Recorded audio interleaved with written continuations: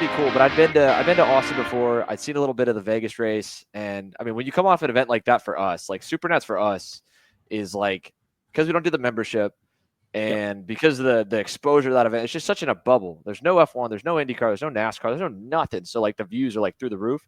That it's something that and the budget's big enough that SCUSA gives us to play with, that we get to do all the extra cool stuff. So that's like the week after Supernats is like the best week to like call around by Monday or Tuesday. Like people wanting to talk shop with me. And it's usually like people that can start to move mountains, but you get them when they're excited. So I was like, I'd better get home. And then that's what a lot of the last week's been, has just been fielding some of those chats that, sometimes you just never know if it's going to, be someone that just wants to yap your ear off because they got excited watching the race, or if they want to yap your ear off. And then also they have like a really cool idea that could, move the needle a little bit further forward. So that was what the back end of that week was for me. But at least for the like a full day and a half, or at least a full day, I was able to just kind of brain off, like reset for a second, and then right back into it. I think for me, like the flight back home was actually a good time just to not do anything. Like literally, I didn't sleep on the way over. I think I was too excited to get to America and to start doing the coaching and so on, so that when I got sort of after Vegas, I was just done with my karting. Obviously, a week in Vegas. Even though I didn't do a lot this time around, I've partied more so in previous years. I sort of laid low a little bit this time, but just to get on a flight, I was actually excited to get back. So I watched a couple of movies. I slept. I had an emergency exit seat. So it was actually a good time just to unwind. So that when I think we arrived at like 6:30 in the morning, and then obviously you got to start your whole day again. So it's basically leave Vegas in the day, sleep, whatever you can on the plane, and then basically start your full day again in Australia with two young kids that are super excited to see you. So there wasn't sort of a lot of time to sort of rest and to get on with it apart from that flight. And then what's like the next like couple months like? Like you get back, you got the kids, you got the wife at home. But I mean, for racing season for you guys, does it have this? Is there a gap really? Because obviously the seasons are opposite. Yeah, so look, not really, because we don't have the winter that you guys have, where some of the states are literally out of action. It's getting to our summer now. So although like the major races have finished, like our major championships, we've still got a couple of races that go till about December 5. So this weekend we've got a national type race in Melbourne. And then the following weekend there's like a closed state race, which probably gets maybe 200 to 250 entries. So still a quite a reasonable race. That's in early December. And then obviously a couple of weeks off for Christmas. But our school holiday period is like this is your summer holidays that you have in June or July. We have it in December. So the next sort of 4 to 5 weeks is our school holiday. So for me, from a coaching point of view, it ramps up this time of year because it's hot weather, it's daylight savings, so it gets dark at like 8:30 at night. So people are excited to get to the kart track. They want to get their kids out of the house basically to do something. And then our first race is January 14. So similar to your winter tour, I think it starts maybe the week after or similar time. Yeah. For us being summer and school holidays, and yeah, like I said, the racing kicks off in early January. There's not a lot of downtime from a coaching point of view. I've got one racetrack that Oscar Piastri grew up at, but it's literally about 4 to 5 minutes away from my front door. So for me to go coaching, it's super easy to go around the corner. And then with some people that are familiar with the Todd Road Karting Complex, which has got the Melbourne CBD in the background, they may have played it on Kartcraft or other games like that. That's maybe about 25 to 30 minutes away from my place as well. So two tracks that are, in our eyes, probably world-class circuits that are literally, two tracks in 30 minutes is unbelievable. Is that by design where you kind of put your roots down, or were you lucky enough to grow up like right in this area that close to both of them? So I've moved here actually. So I only lived maybe about 30 minutes further away from the kart track, closer towards Phillip Island, the MotoGP track. And then we're just looking for places to purchase and to rent and so on. And then something just come up in this area, so it was like a match made in heaven. Literally, 5 minutes away from a kart track. It's close to the main motorways, the freeways, so easy to get to the airport and to the other racetrack out in Melbourne as well. So I didn't grow up in this area, but I drove at that kart track since 1995, I think it was. So literally been sort of, around this area for about 30 years. And then now happen to live, right around the corner. And so I think a lot of people, I want to go back to pick your brain a lot about Supernats and like kind of the aftermath of that, because I was super happy to, like, as I was going through last week, to just see like all these different outlets chattering about it across, and I was sharing everyone that I could see on my page.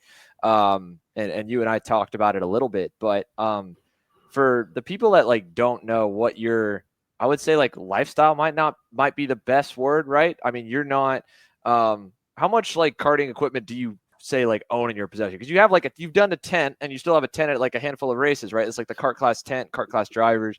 You have the individual coaching you do, and then obviously the online platform. So like, is there a big garage on property at your house, or have you been able to basically keep pretty lean?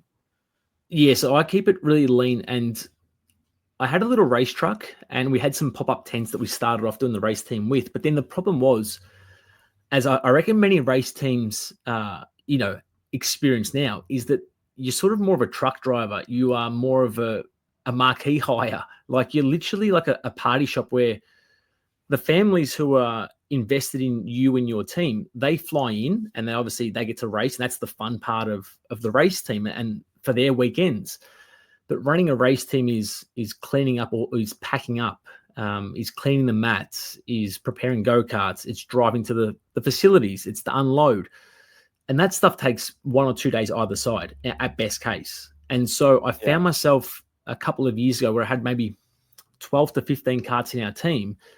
And I felt like I was literally always getting unpaid work. Like I couldn't sort of charge for the cleanup and the pack up and all these extra days. And I needed people to help me out. So this year I went back to just, I'm now the coach. We go to the race. We hire the marquee through our Karting Australia Association.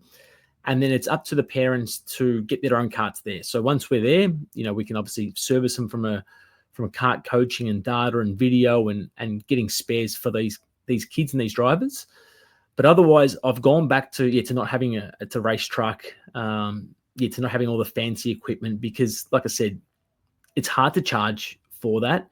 And when we go to the Supernats and we see these big invoices coming across from an Australian point of view, I sort of can see how much is involved in what these guys do and what they actually put on for the end user.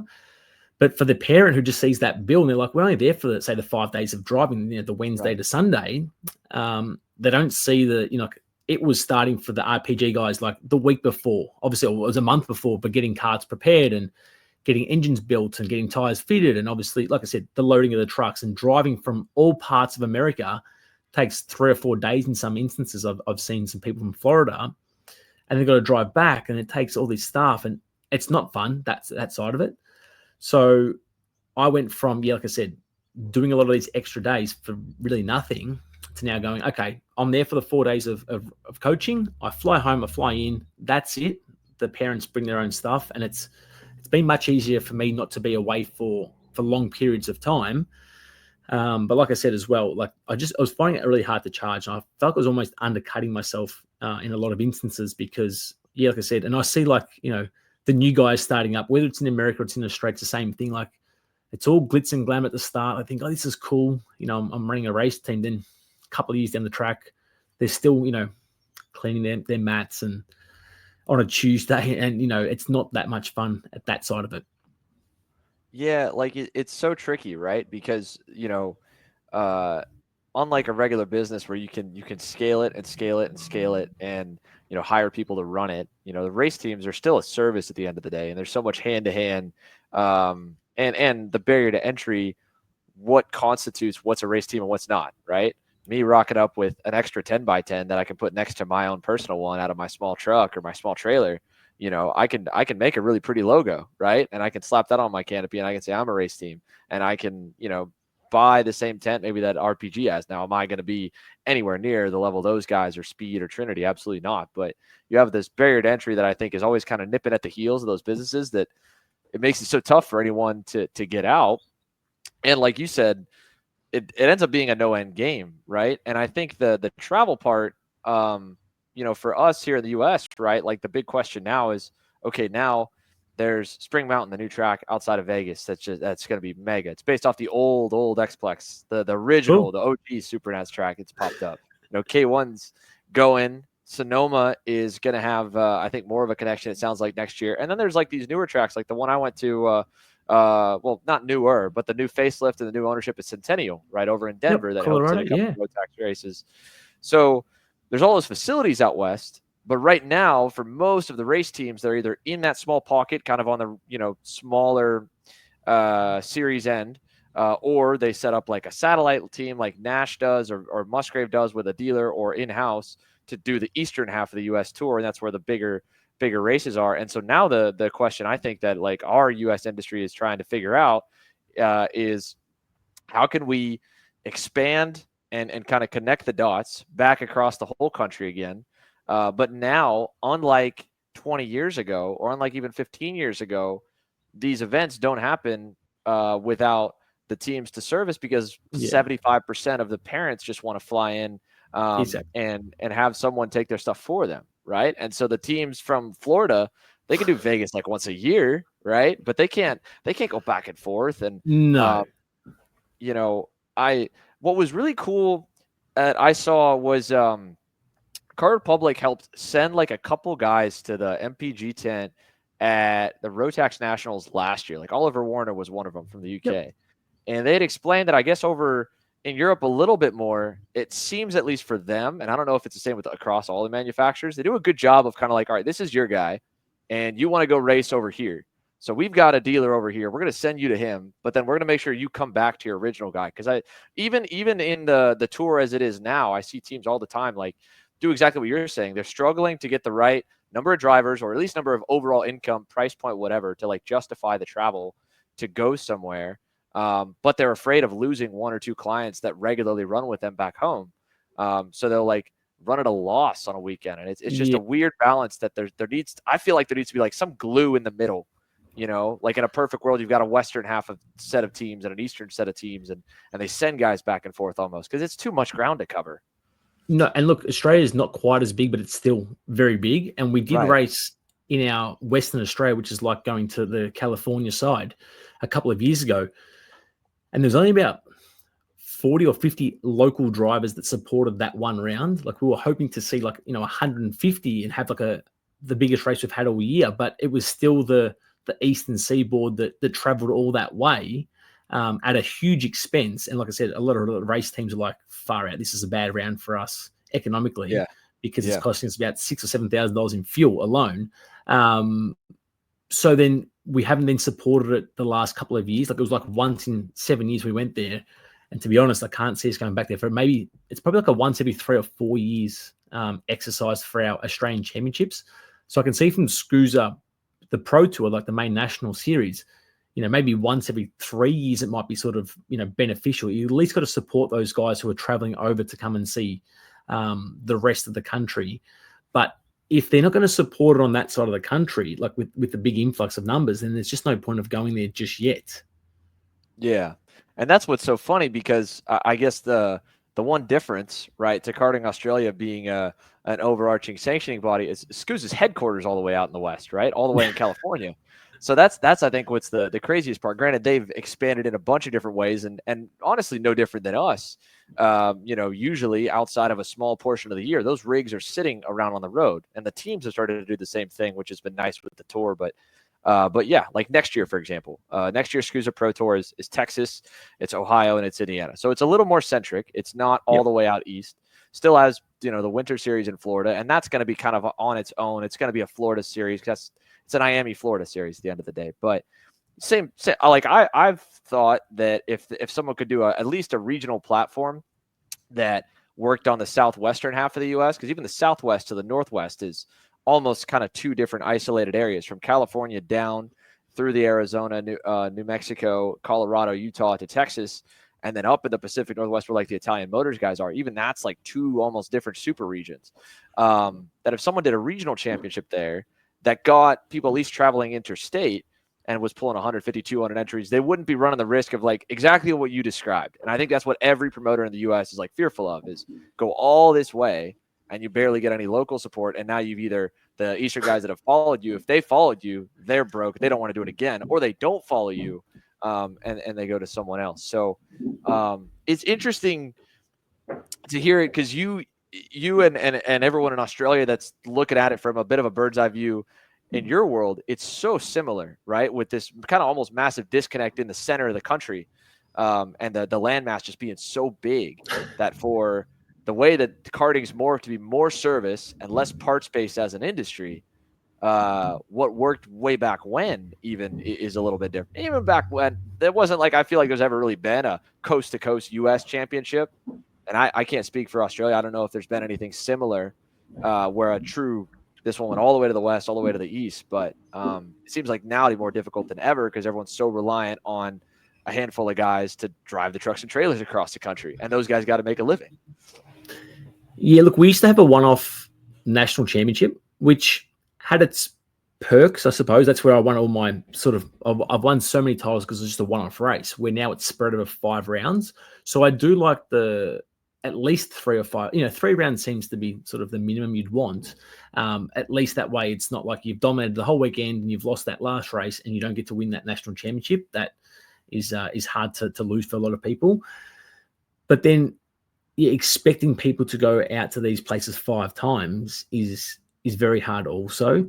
So, and I remember like your Pro Tour, when I used to race the Supernats, used to be like their own championship, and then the Supernats was like obviously the one-off race. Oh, they used to actually include it at that time as like part of their Pro Tour, which is very, very hard for the guys who are fighting for a championship, and we're coming in fighting for a one-off race, and we're getting involved in their races as well. So I like how it's been separated now also.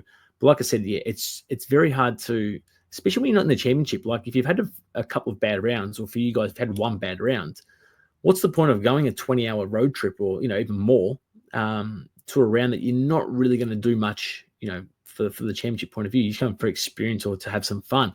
It's a lot of money to have some fun. That's the problem. Yeah. So like the playoff system, in NASCAR, we've introduced that into supercars for next year, for 2025.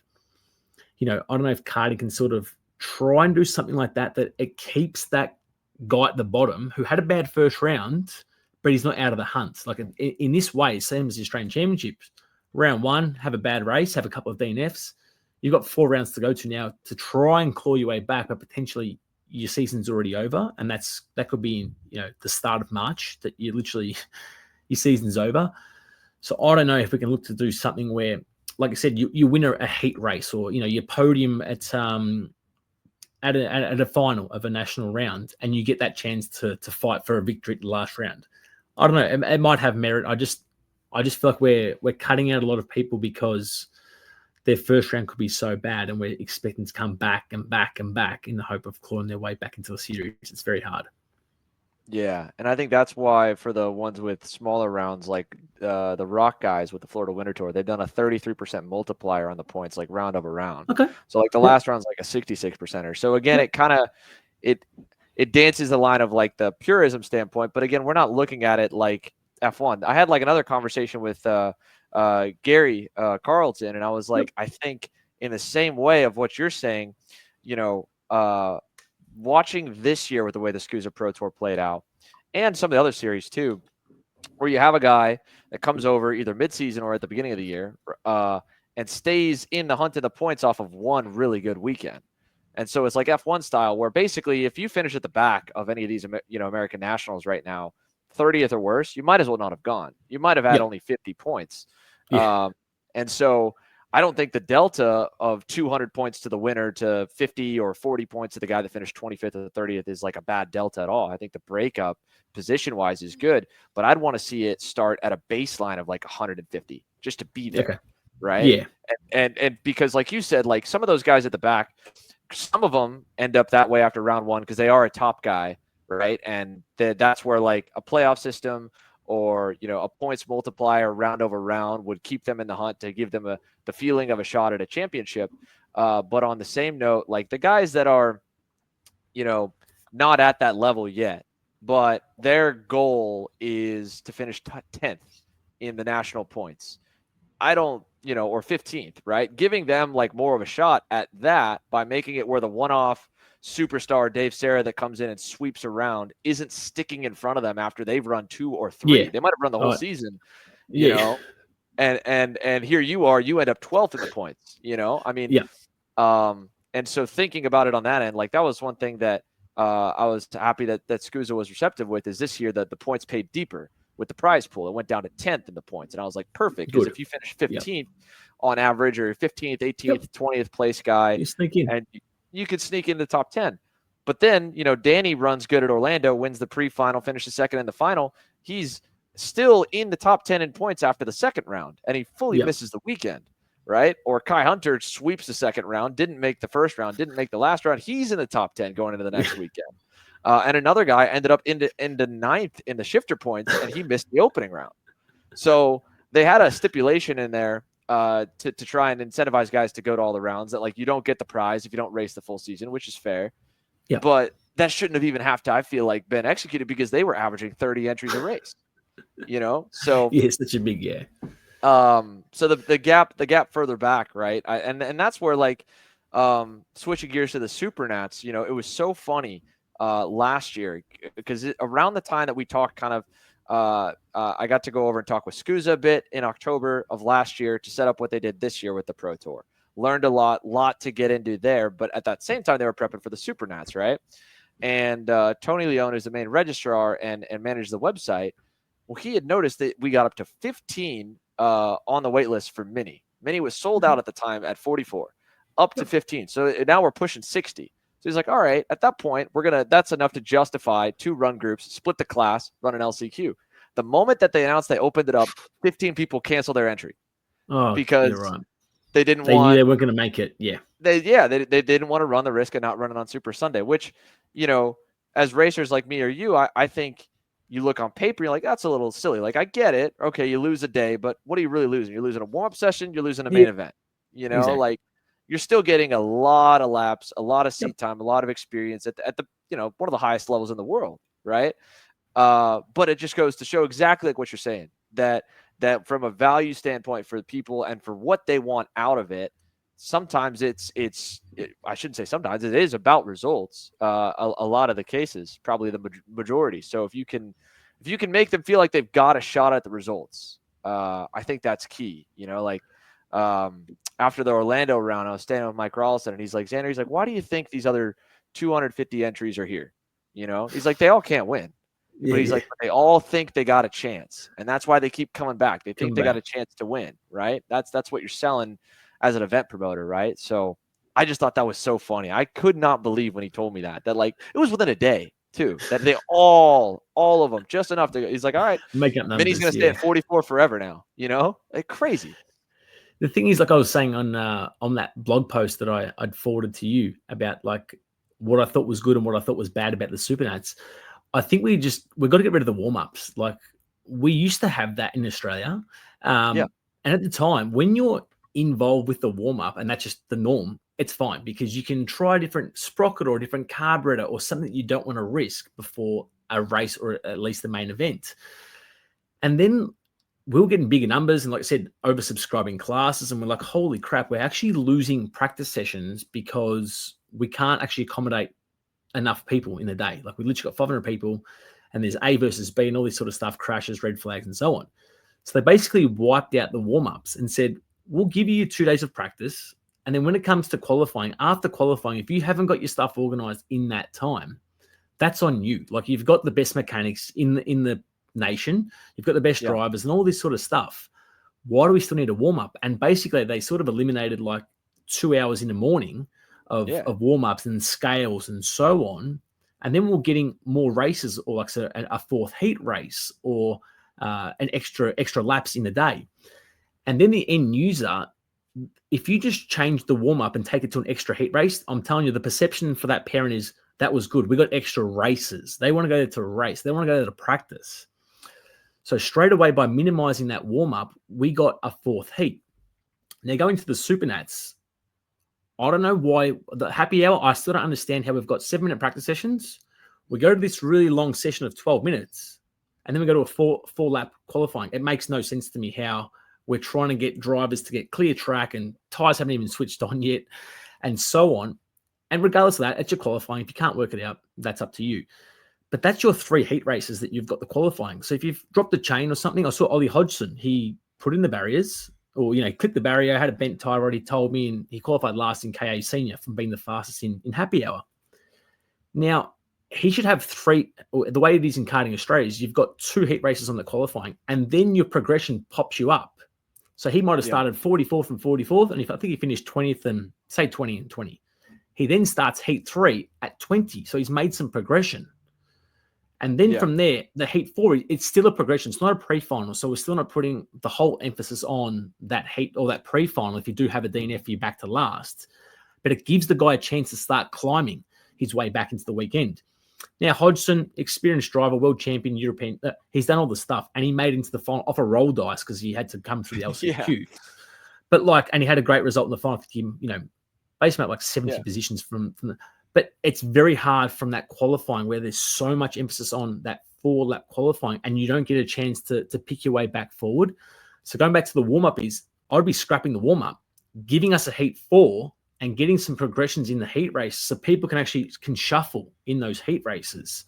It just gives, like I said, I was speaking to an Australian parent this is in a mini drive, and I was speaking to him on the grandstand. He goes, mate, I'm never going to come back here. He goes, we just don't get the track time. Like the Saturday for him was on track once for 7 minutes for the warm-up, a 10-lap race. That's his day done.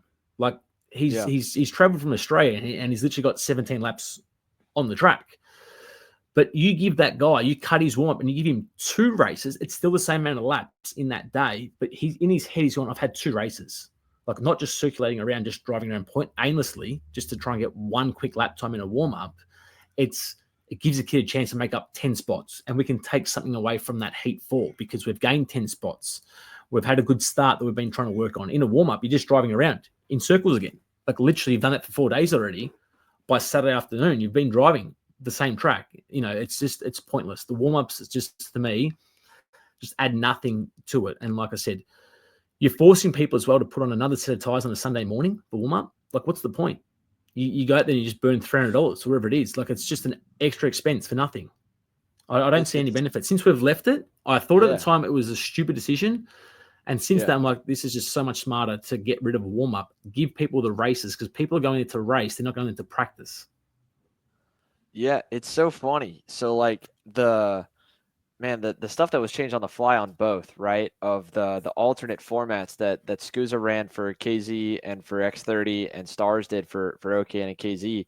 The original one that we had for SCUSA that we were going into the weekend with had no warm-ups. I think we had one maybe before the quali on Saturday. We didn't have one on Sunday. And then they added one on Sunday going in. It was like, all right, if you need an engine break in, especially for the KZ guys, right? This is a break-in session. So whatever. And then Saturday got one added too. So then they did tires in the warm-up Saturday, tires in the warm-up Sunday, quali in the heat on Saturday, and then it was ridiculous. And in the same way, and like just thinking as you were explaining that, right? So you had a warm-up on Friday, a warm-up on Saturday, and a warm-up on Sunday.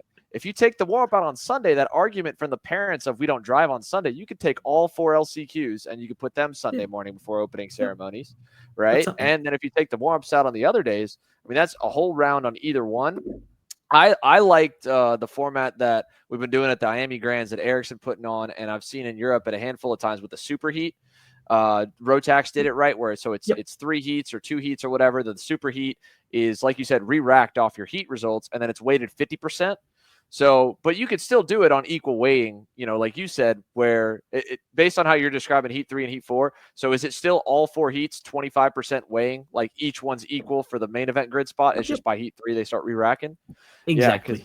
Yeah. But you have a lot of racing time. If you take out warm up on Friday, that's room for another heat race. You can, in theory, run as many as 3 heats on Friday. And then you've got at least room for 2 more race sessions. So you could do heat 1, 2, 3, 4 pre-final, LCQ Sunday morning, and then main event. I mean, you can do a lot more racing for sure. Or even just give us extra 3 or 4 laps. You know what I mean? Yeah. Like I said, it doesn't have to be an extra heat, but give us 4 races in a final. I think, like I said, if you're looking at WSK and especially our Australian Kart Championships, we're used to sort of 5 races. So going to Supernats, we're down 1 race, and really with that qualifying being 4 laps, that's not really a session to us. Like it's you're literally going out there for a very limited time. So I think if you can extend that out by an extra 4 or 5 minutes, give us an 8 or 10 lap session. That seems more rewarding. Also, the problem is when you got these kids. I know you got to get them to switch on early in a happy hour, or sorry, in a qualifying session. But like I said, with so much emphasis on that one quali session, their whole weekend is almost determined And even if you get one good lap, like you've got track position. Like if you just string one lap together because other kids missed it and you get top 4 or 5, you got 3 races on the top 2 rows, top 3 rows. Your weekend's set up. Even if you don't have the speed, you've got track position. So yeah, like I said, whether it's they can try at a regional SCUSA race, get some feedback and try and tweak it a little bit, but with the hope that getting towards Supernats, because like I said, the Europeans that come across and the Australian drivers that come across, we're used to, no warm-ups and a few more races. I think that SCUSA will help the user experience. Like I said, people have a lot of money invested into traveling that far. And the US drivers will love having an extra race. I think just that mentality of it's still a 7 or 8 minute session, but it's a race, not a warm up. That's going to be massive for parents' mindsets of literally going, we got something out the weekend. We had 5 races and a final rather than 3 races and a final with the same on track sessions. Just give us the same on track sessions, just make them some more races. I need to see progression through the heat. Like the American Dirt guys, some of the guys that have, because whether it's micro sprints or, even quarter majors, I think most of the kids now are doing like outlaw karts and micro sprints, stuff like that. They're used to, the dirt track, oval track style of roll up. It's a 5-lap practice at any track you go to. If that might be your qualifying and then race. Or like, the Chili Bowl, right, is like a perfect example of like what you're describing too, where everyone's got a prelim night. I don't know exactly how many times you go out, but I imagine with 300 entries, you probably get 1, maybe 2 practices on the Monday. And then you're assigned into your night for the week. That's your prelim night. So out of the 300, I think 50 cars run on every prelim night. And so the prelim, they still knock it down to 20 or 20. I think it knocks down to 24 for the A main. So you get split into 3 flights, 3 different groups for your heat. And then from your heat, you go either to B main 1, B main 2, or straight to the A feature. Then they get down to the 24. And based on how you basically resulted in your prelim night, your overall ranking of the 50, that's what grids you for like the Sunday or the Saturday where they do the alphabet soup. And, they start down with the M main or the L main, and then they work your way up to the A main. But the concept of what's now, all of our, not all, but, USPKS and a SCUSA race weekend now is up to basically 4 days of on-track activity, 2 practice days, only 2 days of actual racing. And one of the dads was like, look, like I'm down to be here for 4 days. It justifies the trip, obviously coming this far of wherever we're going. But let's start racing on the first day, make it a prelim night, for example. And it doesn't have to count overly towards the rest of the weekend. You could even, let's say, reset it and let's qualify again the next day and run another heat based off that qualifying. And like, that's how your heats went on a regular national. I think, like you said, though, having more racing and you look at, it's crazy how much you break it down, but 4 laps, you spend $10,000-$20,000, and your weekend is decided off 4 laps. Now, the only counterpoint I would make on that, watching the European qualifying sessions, is how many times over there, at a draft track like Sarno, they just sit and they do 2 laps anyway. Like that's what they did the Rotax World Finals. I think or Grand Finals. They had like a 10 or 12-minute session, and everyone in senior just went out for 1 lap. And some guys didn't make the line. It was like F1 at Monza that one time when it was silly. Man. So like the one thing that I did like that we did with SCUSA that it's a lot more time intensive, maybe not a lot more, but it would be tricky to implement on a full across the class spectrum qualifying format. But it erased the need for the extra set of tires on happy hour in theory, because it was an even and odd off the happy hour results. And it was basically a carbon copy of IndyCar's bracket qualifying format, right? So even session, odd session, top 6 out of each go to the Super Bowl. You got 12 guys, and at most tracks, that's enough people that you could space them by 3-4 seconds. No tow, no impeding, no messing around. Still a short session, because that way you don't have to give them all tires to go again. They don't mind. No one's going to sandbag to finish 13th just for 2 or 3 extra laps. But it does.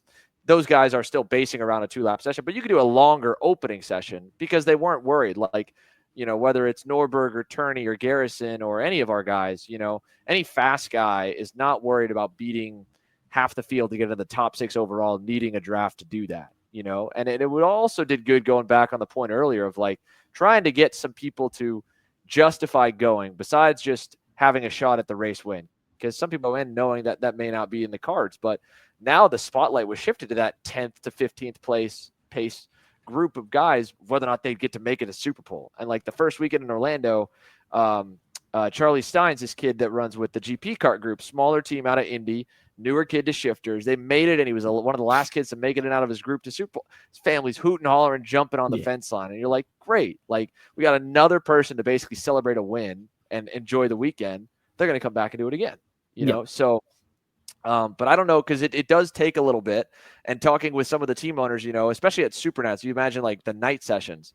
The guys because we had to do 4 split groups for some of the classes in like shifter, right? So if you did 4 groups and then you cut it down to either an overall Super Bowl from that or a, you know, second stage and then a third stage, the guys that went out last where the tires are still pretty warm probably got a bit of an advantage over the guys that transferred in out of the first group that waited. So how you kind of do it, maybe you run all the classes in the stages, then everybody goes back to their pit and then they come back if you transfer to like stage 2.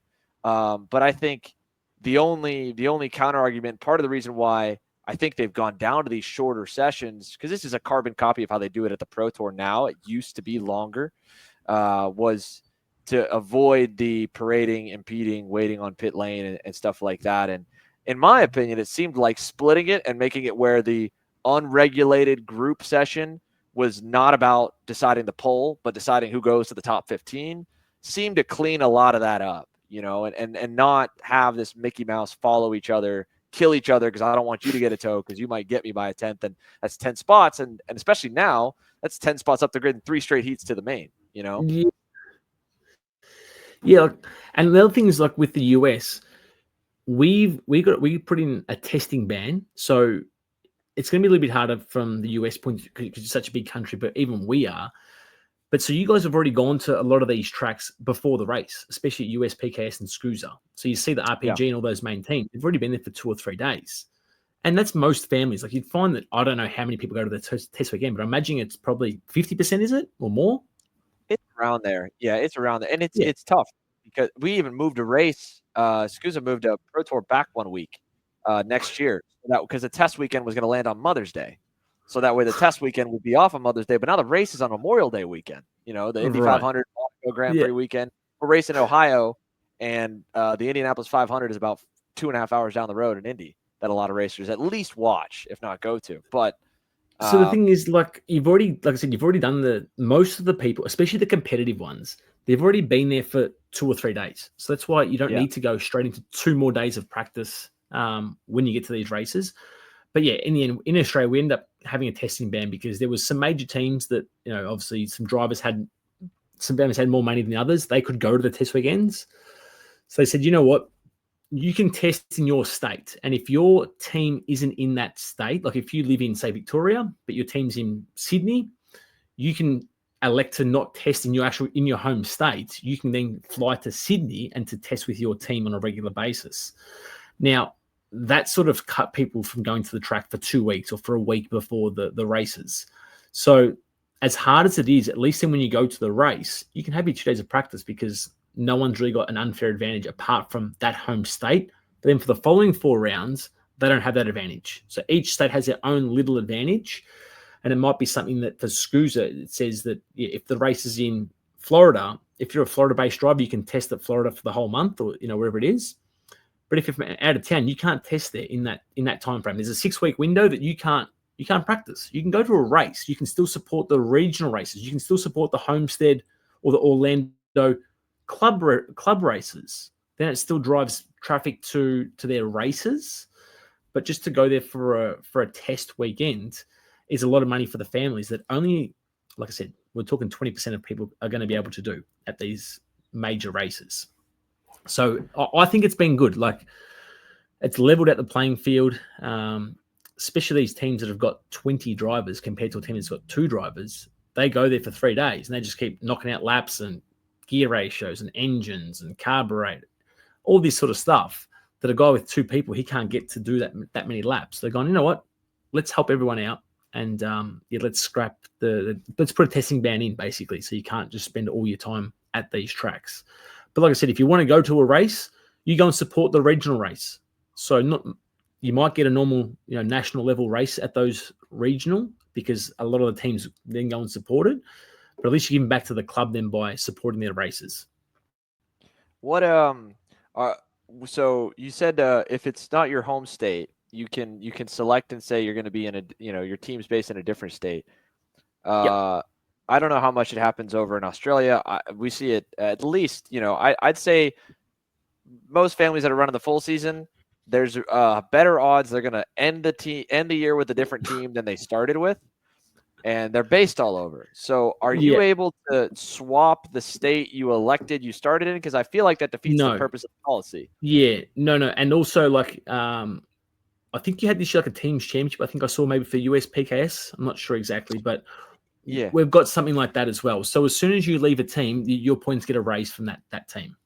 You can't. Mm-hmm. It doesn't carry out, like, from a teams championship point of view.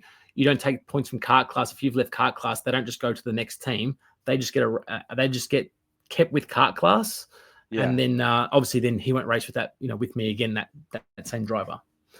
Yeah. But no, you can't chop and change a state. And we saw some families like renting a property in a different state to say that they lived in that state, just to try and get they try and bend the rules from a testing ban to say, well, we live in Adelaide now, so there's a race on Adelaide. We live there. But then, like I said, they can't then drive at their local track. And the ban is it's 2 years out of the championship. So if you get caught driving at a different state, or if you've chosen to move away from your home state and they see you driving at your home state, or someone dobs you in, 2-year ban from the national championship and a fine. I think it's maybe $3,000 or $5,000. But it's basically like, don't do it, otherwise you're out for 2 years from that championship. Interesting. See, like that's something too where whether it's a fine or like heavy-handed penalties, I think all of our series are a little bit timid to do because it's such a free market over here by not having an Yeah. overarching sanctioning body, right? Like you get banned from Yeah, the that's kart class true. series, you come to the kart chaser Yeah. series, Yeah. right? Yeah. You've seen Yeah. that. But I feel like the one thing that I'm we've got some stability now with our series across the board, but when they shake out, and if it does happen, maybe it won't for a while because more people are getting used to running across the board at all of them, and they keep trying to work together, and but it's not nearly to the degree that it needs to be. But whoever's in the lead needs to do things that the guys behind can't without going into like a major financial loss. And like the Supernats, for example, right? This year, great, just like last year, being able to have the full tractor trailer jumbotron, which only comes from F1. But we had general admission spectator seating, like only 2 general grandstands, 1 mechanic grandstand, and both at the far end of the facility with like very, very limited in-person viewing, which is something I've been kind of pulling on their pant legs a little bit about. Like, let me in, like, please, like I will help, kind of give at least some input. I'd love to give some input and say, like, we could do more here, because I think that the first series, in terms of unique value, making people feel special, making them want to go, or making them feel just, that this is worth the cost to go and do. This is an event that already draws an American crowd to come and spectate at. And I think if we make that experience better in person, it's going to just astronomically grow. It already is an event that, obviously shown by Rock Vegas running 2 weeks before, it's not going to get beat. Yep. It just isn't. No one's going to be able to replicate it. If someone tries something new, for example, like people are talking about Nashville, and that's kind of what's become more and more newer of the fun party city with something to do for kids and adults, same way Vegas has been for a while, maybe is a little bit less so now. But still, it would take a mountain to be able to topple the what Supernats has going, and what's built up about it. I feel like the one thing that could set a series apart to be able to be a little more heavy-handed is if they had a few things that are intangible and hard to beat. And one of them I feel like is like the spectator crowd side. I'd love to hear what you think as a guy who's raced the Supernats for so many years and has probably talked to some of the American people that, whether it's been driving for Eric or as you've gone to coach, that have come out and just like watched, in person, that I don't know. I think there's potential there that has never really been pursued. Look, this is my first time not racing at the Supernats, so it was a little bit of different perspective on, obviously, just watching a lot more on-track action, and not being as, like I said, from a driving point of view, you sort of invested into how to go fast. So that when you're coaching or, you're talking with other people, you see it from a different point of view.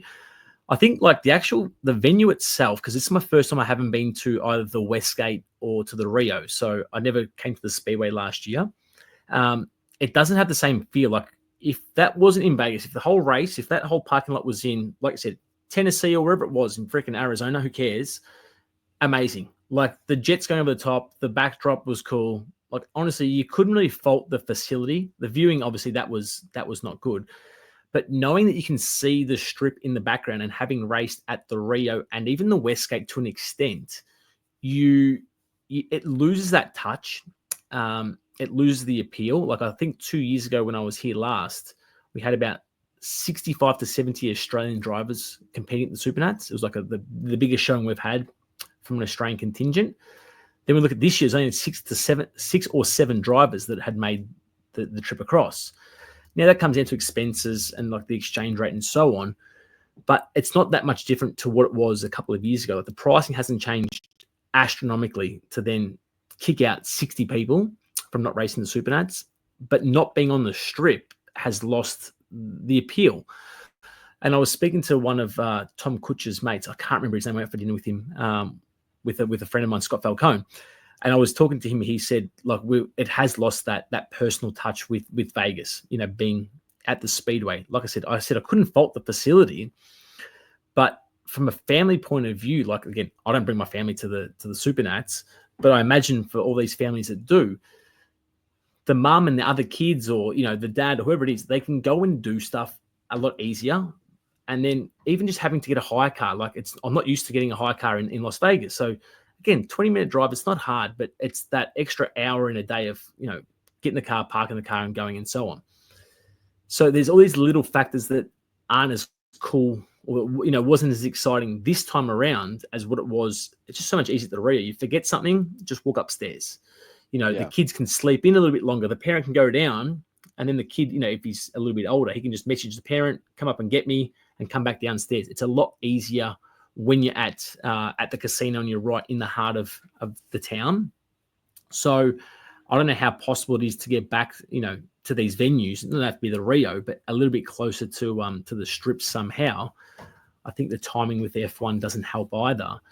But like I said, I couldn't fault the facility, and you know, the racetrack was cool this year. Like, again, I didn't drive it, but a technical aspect where the good drivers could actually excel in a technical part of the racetrack. And for the best part, it raced well. There was heaps of pass opportunities. Like you said about the grandstands, it was disappointing that you could only watch at sort of 2 spots. I think that makes it very hard. And look, I really like the Supernats from the podium point of view. I think they've always done it fantastic, where it's as soon as they come off the racetrack, it's the emotion. I think that's always been something that I haven't seen other series do. I've been trying to get that in the Australian karting. Even WSK I don't think does it as well. But like the emotion of drivers, good and bad, like the ones that are pissed and the ones that are happy, you want to see that straight away. And you guys captured it literally perfectly with the cameras for, you know, the outside audience to see. But that's what people are invested in. They want to see the emotion rather than just the stock standard, you know, just the holding of the trophy. Like they want to see, the kids that are frustrated, or the kids that are over the moon for their friends as well. Like I think that the mini Swift, like I posted it, and then the Karting Australia posted it with that little Benji kid winning. That's amazing. He beat these kids, and the other kids should have been, you know, a bit annoyed or a bit pissed, but they were happy for their mate to win. I think that's karting. That's cool. That's the emotion that we want to be showcasing. Yeah, that was easily one of the coolest, like one of my favorite clips from that weekend. And I hate it. You know, like our biggest thing on the to-do list is to be able to get the mics to get a little bit further. I thought we had it this year, and we didn't. Right? It's almost like hitting the setup. You know, to a degree, you kind of rock up to the event, and you got what you got for us because there's no one else. You know, there's no other. I don't have a sister TV company that I'm competing against, but also I can go down and be like, hey, can I buy a microphone from you? Right? Like buying an axle or a tie rod or something. So between us and then the partner they had for the speaker group, that's all there is. But anyway, yeah, that was cool. And I think I think there's a lot of hope there. You know, I can tell you, I feel like they heard a lot of people say the exact same thing you said, you know, about like there's something special about being, you know, right in the thick of the city.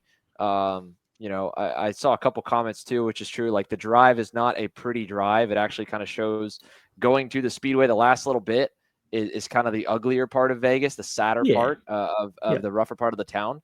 But I think there's hope there because, even the first year, right, going in, the hotels were astronomically high on Oh, it every would be. aspect. Yeah. And so, like, SCUSA, they probably could have withstood it. The higher end teams that could pass that extra price bump along to their clients probably would have been all right. But the smaller guys, and even in general, the margins for the team still would have been slashed off the hotel rates. And then by the time the race rolled around, that first iteration, F1 kind of got a bit of humble pie and was like, oh, we actually are not going to have this many people willing to pay this price. And the hotels did too. They thought they're going to be able to charge astronomical rates for the lot, for the hotel, for weeks out coming in. Because, it's a gap week and then the race. So they're like, oh, Yeah. 2 weeks of F1 extravaganza. Then this year was even more reasonable and better. Again, the nights that I stay with my girlfriend, we were under $100 a night, Tuesday night, Yeah. Monday night. That's Could have good. been that way probably into the week on the strip. Yep. We were at, we looked at and it was across the board, Westgate, Planet Hollywood. My two guys that worked the race, they were at the link. Perfect. So that is obviously a bummer for the F1 guys, but they're fine. They're making enough. It's good news for us that I think, the agreement with the Speedway ends at the end of 25.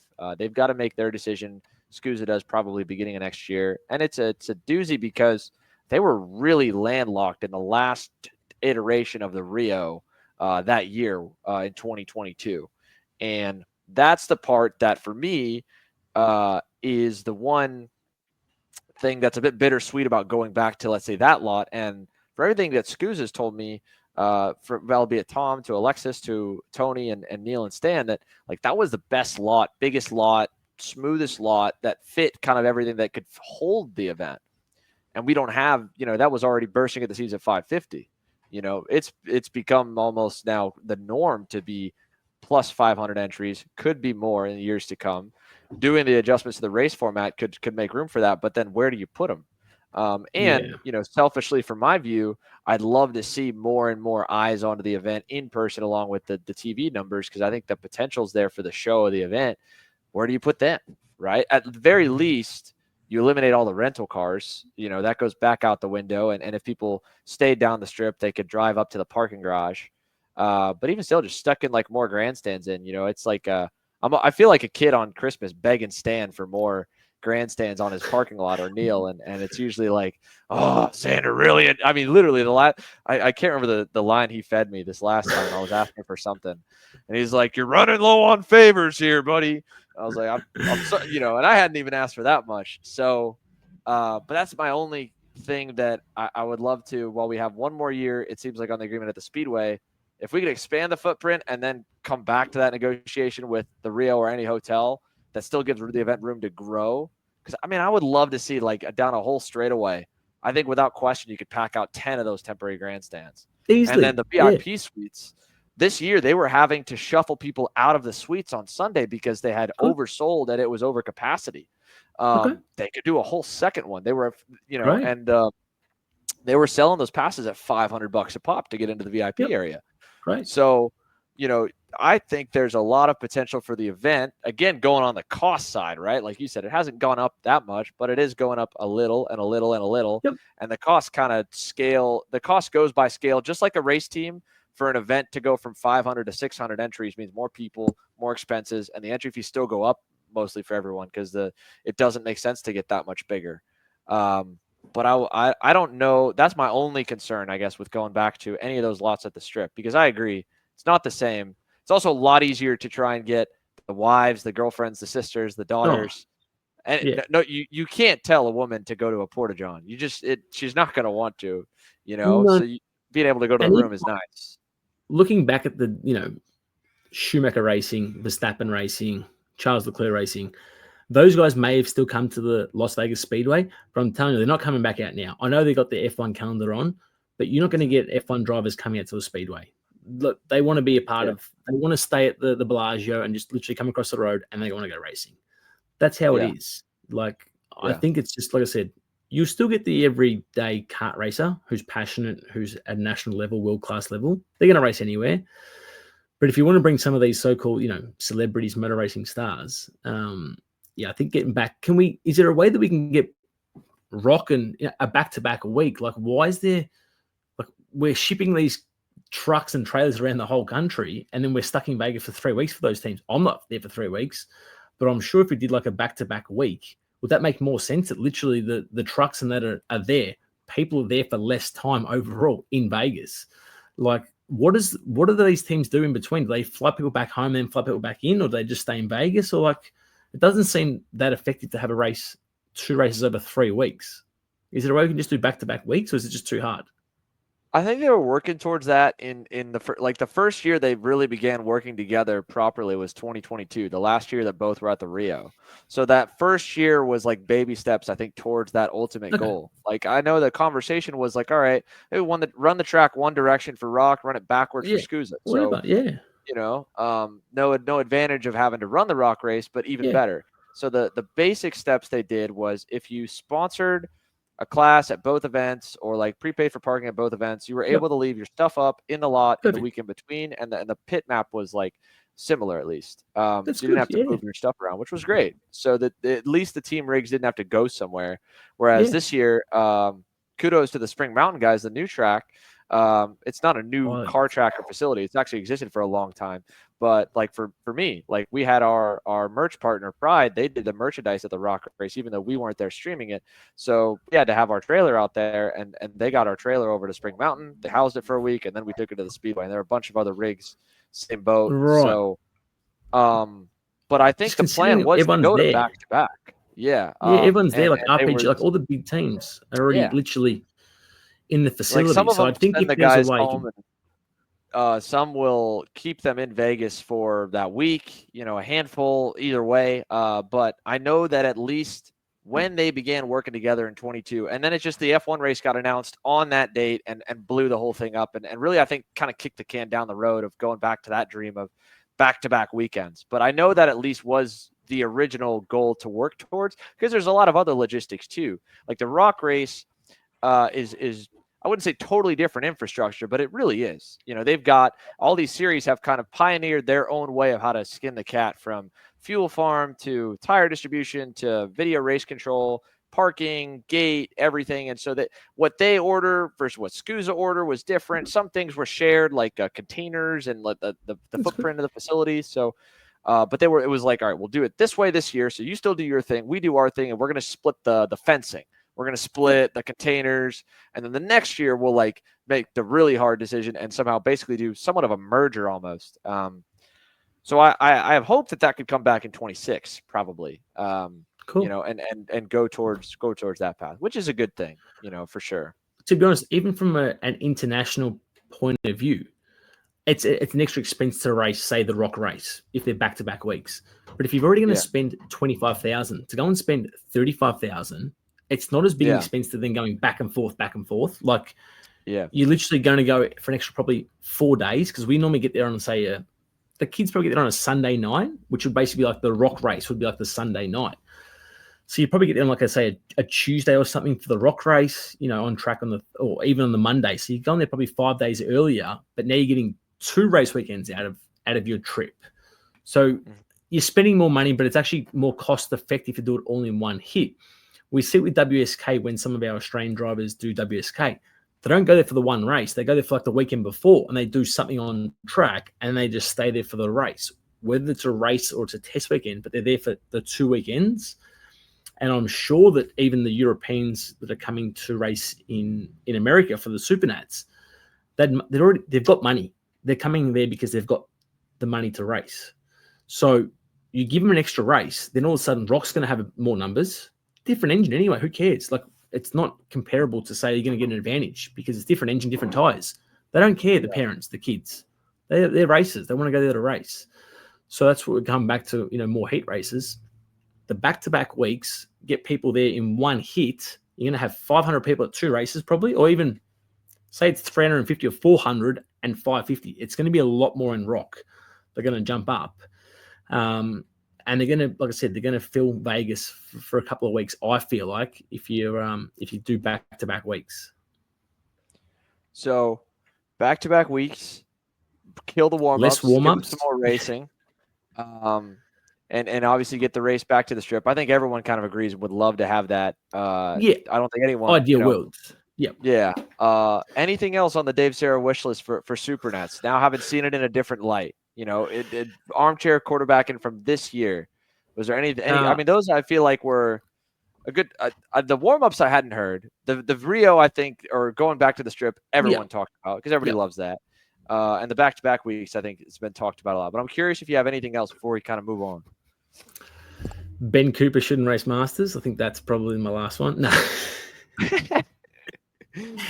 Now, look, it was good to see him battling with Kip Foster from Australia, but realistically, Ben Cooper's too good to be racing Masters. He took a couple of, I'm going to say, cheap wins at the Rock and the Rock and Supernats. He could easily run top 5 in senior. Yeah. Well, okay, so that's actually a good point because I haven't gotten the chance to talk on this, but this was a big chatter in the shifter guys because they moved shifter master to the morning groups, and so a bunch of guys running shifter senior went over and ran shifter master, and they all were old enough, right? Well, old enough. I mean, Billy was arguably one of the younger guys that kind of went both ways, but it was that one I saw a lot more chatter on than I think maybe people would have talked about Ben more if he ran KA senior as well. But since KA Master was in the afternoon, well, no, I guess he could have, but he didn't. But Shifter Master, the pro guys going back and forth, the top 5 in Shifter Master was all pro guys besides, I think, Musser. And Musser entered pro to get the extra practice time as well. So Jordan had probably the most popular post talking about it on Facebook. And I thought his point I agreed with and I thought was really fair. And that was, look, I'm all for more competition in my class. But these guys, last year he experienced it firsthand because he had 4A beat until Sunday. In both. But 4A ran both ways, got double the track time. And in his opinion, it helped him get their cart dialed in a little more and learn, even at the slightly higher weight, to go and beat him in the main. So what do you think? Did you hear anything more? I did see the post that Jordan, look, to be honest, it would have been the same 5 drivers in the top 5 anyway. But I do feel like if you're entering a pro class, then you probably shouldn't be able to race the Masters version as well. I think it just brings in the spirit of racing. Realistically, like I said, it wouldn't have changed end result. Billy Baz Lamas for I can't remember the other Patrick Hajek, I think it was, maybe filled the podium with Musa. But realistically, it's going to be the same 5 drivers. It only deters away from the 15th place guy who knows he's not going to win, but it's not a good look for that guy to say, what chance have I got now? I had a very minimal chance, and now you've taken that minimal chance away from me by giving better drivers with better equipment, better resources, more laps. It doesn't really, it doesn't fit well. Like I said, it's not going to change in the result anyway, regardless. Those same guys are going to be the top 5 next year with Outracing Pro. I couldn't care less, to be honest. I don't think whether Ben Cooper raced. If he was racing KA Senior, I don't think it would have been the extra laps in KA Masters that would have seen him potentially win a KA Senior. It wouldn't have been that. He's just a good driver. It's the 4As that are good drivers. Doesn't really matter. I think it actually deters away from the mid-pack guy. Yeah.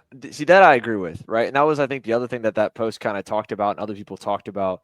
And I fully understand, and at the same time, detested a bit of the people of anyone commenting on it because it's the Supernats, right? So I don't know. For me, I always felt like when I was racing in the little bit that I did that I enjoyed being able to punch above my weight class. I never went and do, more than a handful of races. I mean, you believe you can do good. You want to believe you can win and be competitive and whatnot. But I loved kind of going and racing against or at a level or moving up a little bit, maybe prematurely, whether it was regional to national, class to go against the best. I wanted to measure myself, right? And if that meant that I ran 15th in the pro class versus maybe 5th in the semi-pro class or down below, I was all right with that. I was totally cool with that. If anything, I wouldn't want to run, get in the spotlight for not running as good in a lesser division. So for anyone that makes that argument, because this year it was the first year that any series in the U.S. in the senior classes prevented a pro guy from going down and running what would be a non-pro class, or as I was easily coining them all semi-pro. So like if anyone ran X30 or anyone ran shifter, they couldn't run KA at the SCUSA races. And if they ran OKN or they ran KZ at the Stars races, they couldn't run KA. I thought from the outside, it was great because there were guys that were winning those races now that got to make names for themselves, build a little bit around the James Overbeck, story, right, with him, Henry Wheeler. There were a bunch of American kids that probably could have beaten, not that they're lesser, but do they get nearly as much, air or press? No, I don't think so.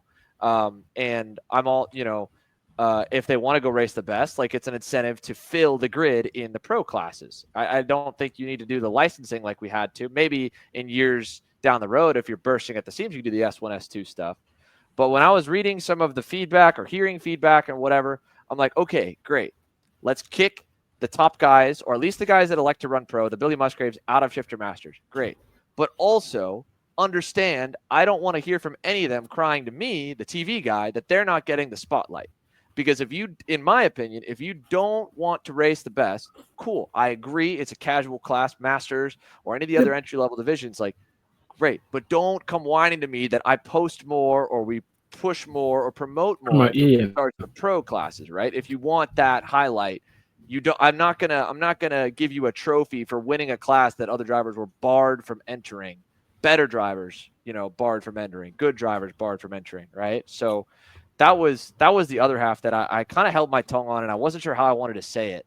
But like we experienced that a little bit this year. We experience that all the time. I think that's a sign of like how good of a job like my team's been doing of promoting across the board. That people ask you, "Can you come to this race?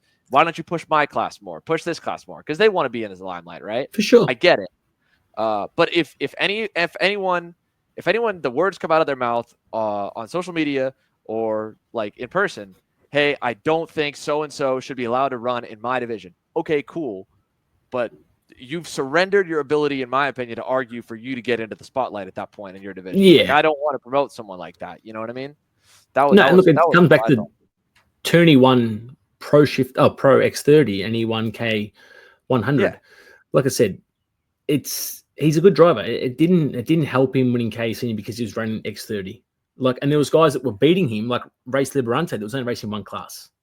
Like, so there was guys at the front that were still doing it. Kip Foster nearly, beat Ben Cooper with the only arrow in the whole country. The only arrow that was at the whole Supernats. Like, so you don't, if you're a good driver and you've got good people helping you, you don't need extra laps and all these resources. You can still beat them on merit. So that's why I'm not too phased if someone races two classes. Like, good luck to them, to be honest.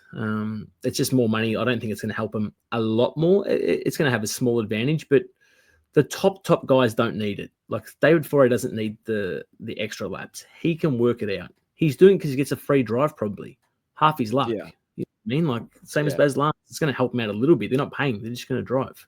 I'd do the same thing. I'd race two classes if I could as well. But yeah, I don't think it actually helps you that much. Those guys work out the track within the first session. They know the track. It's not rocket science to those guys. It's only 12 corners. Like, there was a couple of corners that they counted, like these little bends. It wasn't a technical track. It's not that hard. You saw that Emilian Denner. Didn't he miss the first day of practice, that guy? Yeah. He got and in the second practice of the two that he had, not only missed all of Wednesday, the second practice did an engine break-in. I think he did maybe 5 laps of the 12-minute session full speed. We were talking about it. I watched it. Dude, he less than 10 minutes of total full speed seat time and qualified top 10, right? And he ended up third, didn't he? Yeah. He almost won. We were talking about this on the podcast recorded last night.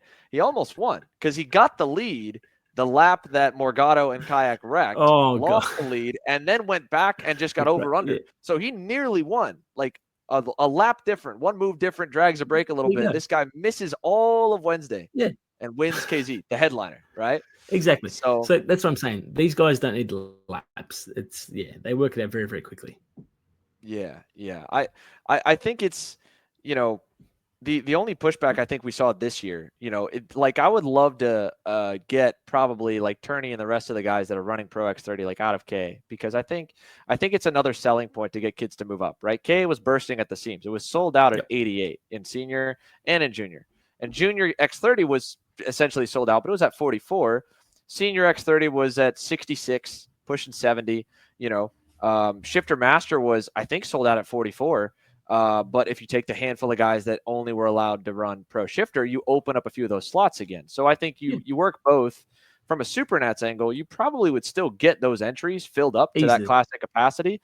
But if the guys want to go and test themselves against Joe Turney, they have to go into That's the I headline like it. division. I think that's a Yeah. huge selling point to me as a promoter. That's understated, with it. And at least at the Supernats, it was an easy selling point to get the Pro Tour to do it, and the same with the Star Series, because when you look at both of them during the regular season, there wasn't a lot of crossover. In fact, at the Pro Tour for SCUSA, I know it because I did the check. The only guy who double dipped at all the previous year was Harley Keeble. And that was just because Okay. Sodi was getting started. They didn't have a lot of people in either division. So they ran him at both the second and the third week. He was one guy. So it was like, all right, you're going to lose 2 total entries on the season on the hope that maybe now you might attract more guys to want to make the jump up to a class that isn't that much faster, right? K at X30, because they're going to get to test themselves against better people, or maybe get more into the Kart Chaser Spotlight or SCUSA Spotlight or whatever. But you wouldn't lose that much. Whereas Supernats, I think there was it was like in the teens. I think it was like 11 to 15, right? Okay. So it wasn't massive. It wasn't as much as I thought it was going to be, because of temporary track. Again, like there was the perception, contrary to what you're saying, that people thought that the double track time would be huge. And maybe for the kids it is, like in junior, I Yeah, think the it kids. Yeah, probably, yeah, yeah. yeah. But But but it like that, wasn't that is it bad. that Is it the KA kid who got second? Is it Vasquez Jr. or something? Vasquez, yeah, yeah, Like, how good of a story would that? Like, second is an amazing result. I've got second there a couple of times, but to be honest, no one remembers who got second, unfortunately. So, for that kid to have potentially won the Supernats if Tony wasn't there, for GFC to win the Supernats, which he's won big races, but like, that's cool. Like, imagine this young kid winning the Supernats out of 90 drivers. That's huge. And he's got second, which is still, like I said, an amazing result. But yeah, having come second a few times, and even Kremers, like, no one really remembers who got second so much. So, like, the selling story for you guys of having Tony winning 2 looks fantastic for him. Cool story, and a European driver coming over to the Supernats. But that Vasquez winning, that would have been amazing. A cool story for an American brand winning the biggest race in America. That would have been a cool story to be promoting, rather than Turney wins the double. Like I said, I'm happy for Turney. I was out with him on the Sunday night. Half his luck. He's a great driver, but it goes back to the fact of, if you're going to race the pro, then maybe don't race the other ones. yeah. And I think that's all that's needed to turn it. I will say, at least with Vasquez, the reason why you didn't hear about him in X30, he wrecked in one of his X30 heats. He actually did do the double, Okay. but to his credit, this is only his, I think, second or third year in senior. Still a young kid. Hadn't really run a lot, but it would have been a really storybook ending to the year for him. He had a great regional fight in the Texas series. He came over and ran and won the KA championship in. He'd been kind of in contention for a lot of the KA national stuff. This was the only race he ran X30 in. And I don't know, if GFC was looking at, okay, and Jesus, because his dad is an engine builder with his dad's Okay. P1 engines, right? So Okay. I don't know if he was looking to maybe make a foray into X30 engines off the back of like his kid running there, but yeah, maybe he doesn't run X30 if there's that delineation, but he Yeah. definitely has a huge story if he wins in K, Yeah. or for that matter, for race or for anyone else like that would have won, Exactly. that That's what I was there's trying to no say. Yeah. opportunity for their spotlight. Yeah. Yeah. And that was my thoughts on it too. Like, I don't think some of these kids that got momentum this year in the KA class, is it better if they beat the pros in the KA class? Like, sure. Right. Yeah. Of Obviously, if course. you beat Joe Turney, right, great. But the odds of that happening are less, if less than the odds of you winning the race when he's not around. And you Sure. getting that same effect of, I think the payoff's good. So I've been happy with that, and I think that's a conversation probably worth going down the line on both. Great to see Billy get 5 championships or 5 Yep. Supernats wins, but is it a better story, if he's gone from that? And the Ben Cooper running Masters, I mean, I was giving you the same shit a few years ago Oh, when you went and came back and run Master, because I I didn't mean, want to dude, run Masters at all. I know it's not. To be yeah, honest, if I raced again, I'd come back in senior, and I'd happily run 18th place in senior rather than getting a podium in Masters. And that's not to deter anything away from Masters drivers. I had a friend of mine racing Masters, Scott Falcone. He must be 50 or 55 years of age. Like half his luck. Like that's a perfect class for people that want to have some fun, get to Vegas for a kart race. But yeah, throwing some people that have been right up there or who should still be competitive in senior, I don't think we need to be out there. Like I said, I felt bad actually, right? Even though I went crap in Masters when I raced Masters, but I didn't feel like I was at the Masters point at that stage. So yeah, nothing to take away from Ben Cooper and Kip Foster and that. They're still exceptional drivers. And like I said, they'd give some of these young kids a run for their money, no problems at all. I think the last time I raced in senior was 2019. So I was 31 and I was still winning heat races at 31. So, Cooper's probably 33 or 34. And he's a better driver than what I am. He won senior the year before, in 2018. Yeah. So I think it's about 28 then. Yeah. So what I'm saying is he's still at an age that he could easily compete at the very, very front of the field. Like I said, it looks good for RPG. They win more classes, half their luck. But yeah, Ben Cooper would still be right at the front of senior, no dramas at all. Yeah. Well, and that also too, right, goes on in the same way, right? Like RPG, Ben making RPG look good. If he's ineligible, right, whether it's raising the Masters class or one way or another. I granted it's a different argument to make that, but say in Shifter Master, right? If Billy can't run, but Billy's a chassis brand, right? Factory cart, he's going to try and get another good guy that's eligible and willing to run Masters. And now there's another opportunity for not only an entry in the class, but maybe an opportunity for someone to get a bit of a discount, right? Because they're a front runner that's eligible to run in the class because they're, it won't be as good of a deal as the guy in pro. But that was the other thing, right? You see it with, Supercross or with, that's obviously the easy comparison I think a lot of American karters make, and I almost get sick of it at times. But the 250, 450, because guys can't double up or typically don't from the factories, there's a 250 rider. He's on a decent salary, and then the 450 guy's on the big salary, right? So we're not in that world, but in that same way, having it where this year guys couldn't run both, you saw, I felt like at least a handful of more K guys taking brands to the front and maybe behind the scenes getting a little help to continue to do so.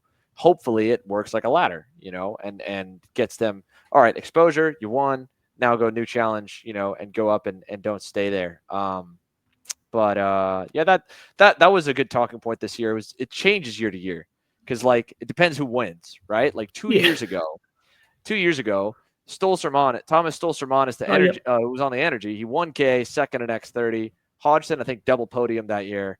And after that year, I was like, oh, God, everyone's going to run both senior classes now because the one's morning, one's afternoon. And then this year it didn't happen. So now I feel like this year at only 11 guys, I can go back and go, hey, I don't – maybe we could put in an anti-pro, non-pro policy at least, and you give more spotlight and love, like you said. I mean, it'd be a huge difference. You talk about Supernats wins, making careers. I mean, Josh Carr, that kid does not get to drive a race car if he doesn't end up winning the Super Nationals, right? Isn't that crazy to think about? Yeah. No, like I said, and like that James Overbeck kid, I don't know how old he is or how long he's been racing for, but without your coverage in some of these big races that he's been able to knock off in the KA class, I'd never heard of that kid, but obviously he's an exceptional driver. Like he's winning these national races. But like I said, he's beating these top guys anyway. But it gives them a chance to get in the spotlight a lot more and give them the credit they actually deserve, these guys. Like I said, it's cool to see these kids' names that I hadn't seen before. Rather than seeing, a Joe Turney again or a Ben Cooper, for example, those sorts of guys. But in fairness, if the Ben Coopers are still at the front of senior, then it shows that the senior level hasn't developed enough as well. And I think that comes back to, if we're letting sort of 35-year-old guys at the front of a pro class, that it might be that the junior kids are going to cars a lot quicker. Like we saw that from our Australian point of view, is that the kids that are going to make it in motorsport have the money, so that when they get to sort of 15 years of age, they step out of karting, so that you're left with not so much the crap drivers, but the top drivers who have got talent, money, and resources. They get out of karting and they're gone. So that the 18-year-old kids that you're racing against, they were the 4th or 5th place drivers against the racing car guys now. So there could be a little bit of that as well. That's why some of these older guys are still right at the front, is because again, I don't know some of the USA names that are winning the open wheel racing car championships, but they would have been, the Connor Ziliches, for example. I'm thinking of Brent Cruzes, those sort of guys. Like if they were in a kart, they'd still be at the very, very front, but their paths have now taken them into racing cars. So we don't have those guys to race against. We have the next crop, the third and fourth guys that they were chasing the Ziliches and the Cruzes. See, that's like another like big conversation I feel like I end up having with some of the promoters or team owners here in the States. I mean, you say that happens in Australia too. Do you think there's any course correction that you can do on that front? Because I have some ideas of my own, but I'm curious if you've given any thought of like, is there any way to keep them into the senior stuff? Obviously in Europe, they've just started dropping ages. Yeah, look, I think it comes back from an Australian point of view, I'm guessing worldwide, but the parents are the ones who are funding the kids. And when they hit a certain age bracket, whether that's 15, 16, especially then gets to 18, the parent says, well, I've supported you for 5, 10 years, possibly. It's now up to you to, like, we're not going to make a racing car career out of karting. So it's either, you help out and the kid gets to that age where, they start partying or start driving on the roads and hang out with, other sports or friends. So sort of make a decision on, do I really want to go to work and invest my own money that I'm working for into go-karting? Probably not. So they might, choose to step out of karting. But like I said, it's more that the parents have funded the kids' careers for such a long time that then when it gets to the seniors and they're having to fork out themselves, that we just start to lose some of those creme de la crop, I'd say, from the top line karting, unless they get picked up by another race team or a manufacturer, like a karting manufacturer that wants to promote their brands. Yeah. And I can't imagine like someone like Joe Turney paying the price that the average WSK racer next to him is paying. He's going to go to the race and pay €10,000 on a weekend to go racing in a go-kart. It's just not going to happen. Or his parents who's been supporting him for 15 years and winning all these races. It just doesn't happen. So, yeah, I think that's half of the battle. Yeah. Because how did you end up? Did you ever get to a point with DPE where it was a salary deal, but you were like, what was your deal looking like when you were active and around that age and being a full-time professional karting? When you're a professional karting driver, you're really in the karting industry, working as a coach, as a mechanic in the factories, stuff like that. How did that kind of come about for you, and how long? Because so we've obviously supported the Arrow brand for my whole career. So like 30 years of kart racing, just raced the one brand in Australian karting, the Arrow. So my dad used to work for a go-kart shop when I was a junior driver, basically just to get parts for a little bit cheaper price because we couldn't really afford to go racing, but also gave me access to getting the better engines because the kart shop built the engines. So had good engine power at a slightly cheaper price. And then when I was winning races, just me and my dad, he sort of said, well, we can't keep racing nationally. Like it just costs too much money to go to interstate races. And then once Arrow sort of caught wind that a young kid that was on their product winning races wasn't going to be going to these national races, they sort of said, well, we'll chime in and, help sponsor a race or two. And then basically got to a point where Dad was like, look, like I actually we just can't go racing anymore. So they basically stepped up and said, well, look, we'll give you, a new go-kart, a free go-kart. We'll transport it. We'll cover, basically they covered everything for about probably 10 or 11 years, 10 or 12 years. And that then ventured into, well, we want to export karts around the world. So I raced in Europe, fully paid for. Then Eric Jones took on the Arrow brand from Kartsport North America. So then Arrow Australia was flying me across to the USA. They were sending the karts across to Eric, free of charge for Eric. And then Eric would then pick up the slack from the American point of view of the entry and the engines and the tires. He'd then cover that end. But the whole point was obviously to try and win races from an Arrow point of view, that then Eric sells more go-karts and it sort of works hand in hand. After a couple of years, I sort of worked for Arrow. So I was sponsored by him, just doing my own thing, working wherever. And then they were like, well, look, we'll actually bring you in-house. It's actually cheaper for us to employ you and have you driving our karts during the week to test the go-karts, to develop the chassis, or whether they create a new brake disc or pedals. We have to go to the track and test. So it was actually easier for them just to employ me for a couple of years. So I was just doing the sales and marketing, just writing up emails, doing phone calls and doing sort of the online ordering. And then 2 days a week, I'd be at the go-kart track driving a go-kart. And then either the race weekends, I'd be just going and flying and racing karts. Then once I left Arrow, I was still sponsored by Arrow, even though I wasn't working for them anymore. So I still got covered to race. And then once we started up our own brand, the Deadly, and then it went to the Sera Kart brand, that was more just as a sort of a thank you from them for supporting the brand for probably 25 years at that stage of, well, you've won the most Australian titles in the Australian karting history. We'll give you your own brand to try and still promote the Arrow as an overall brand, like what OTK has done with their multiple brands. So we had obviously the Deadly and the Sera brand going for a few years, which was really cool from my point of view. We nearly won a Supernats, not just with myself, but Austin McCusker got second, and I got third 1 year. So we had two sort of Deadly karts on the podium of tags at X30 Senior, which is cool. But then they wanted to just back to downsizing. So Kit Foster had a go-kart as well. They got rid of Kit Foster's go-kart. They got rid of my go-kart and wanted us to be back onto the Arrow brand to sort of strengthen the main brand, which has been around for 50 years now, the DPE product. So so I still support Arrow wherever I can. If I drive a go-kart, it's an Arrow kart. If I choose to race, I did race the last couple of years with a Kart Republic with Eric, just being a long-time friend of Eric Jones.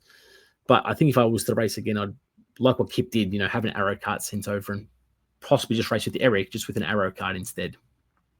Did so you said for what when you transitioned from back away from being an employee with DP and basically like their test driver, along with sales and marketing and everything, when you transitioned away from that, obviously you had to support yourself. Was it all on independent coaching, and that just kind of grew to the point where you're like, I think I can switch over to this, and this is more interesting to me at that point? Yeah, so the coaching side of it was just something I'm just always passionate about. I help a lot of kids between sort of 6 to 15. I help older drivers as well, but I just have a good connection with the kids.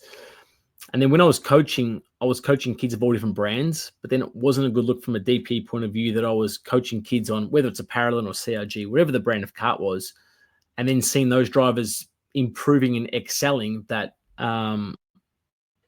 they were actually then beating the Arrow drivers. So that wasn't obviously ideal. So it sort of came to a point where I was just like, you know what? I'm pretty sure I still lived at home at that stage when I transitioned from actually working for DPE to going to coaching.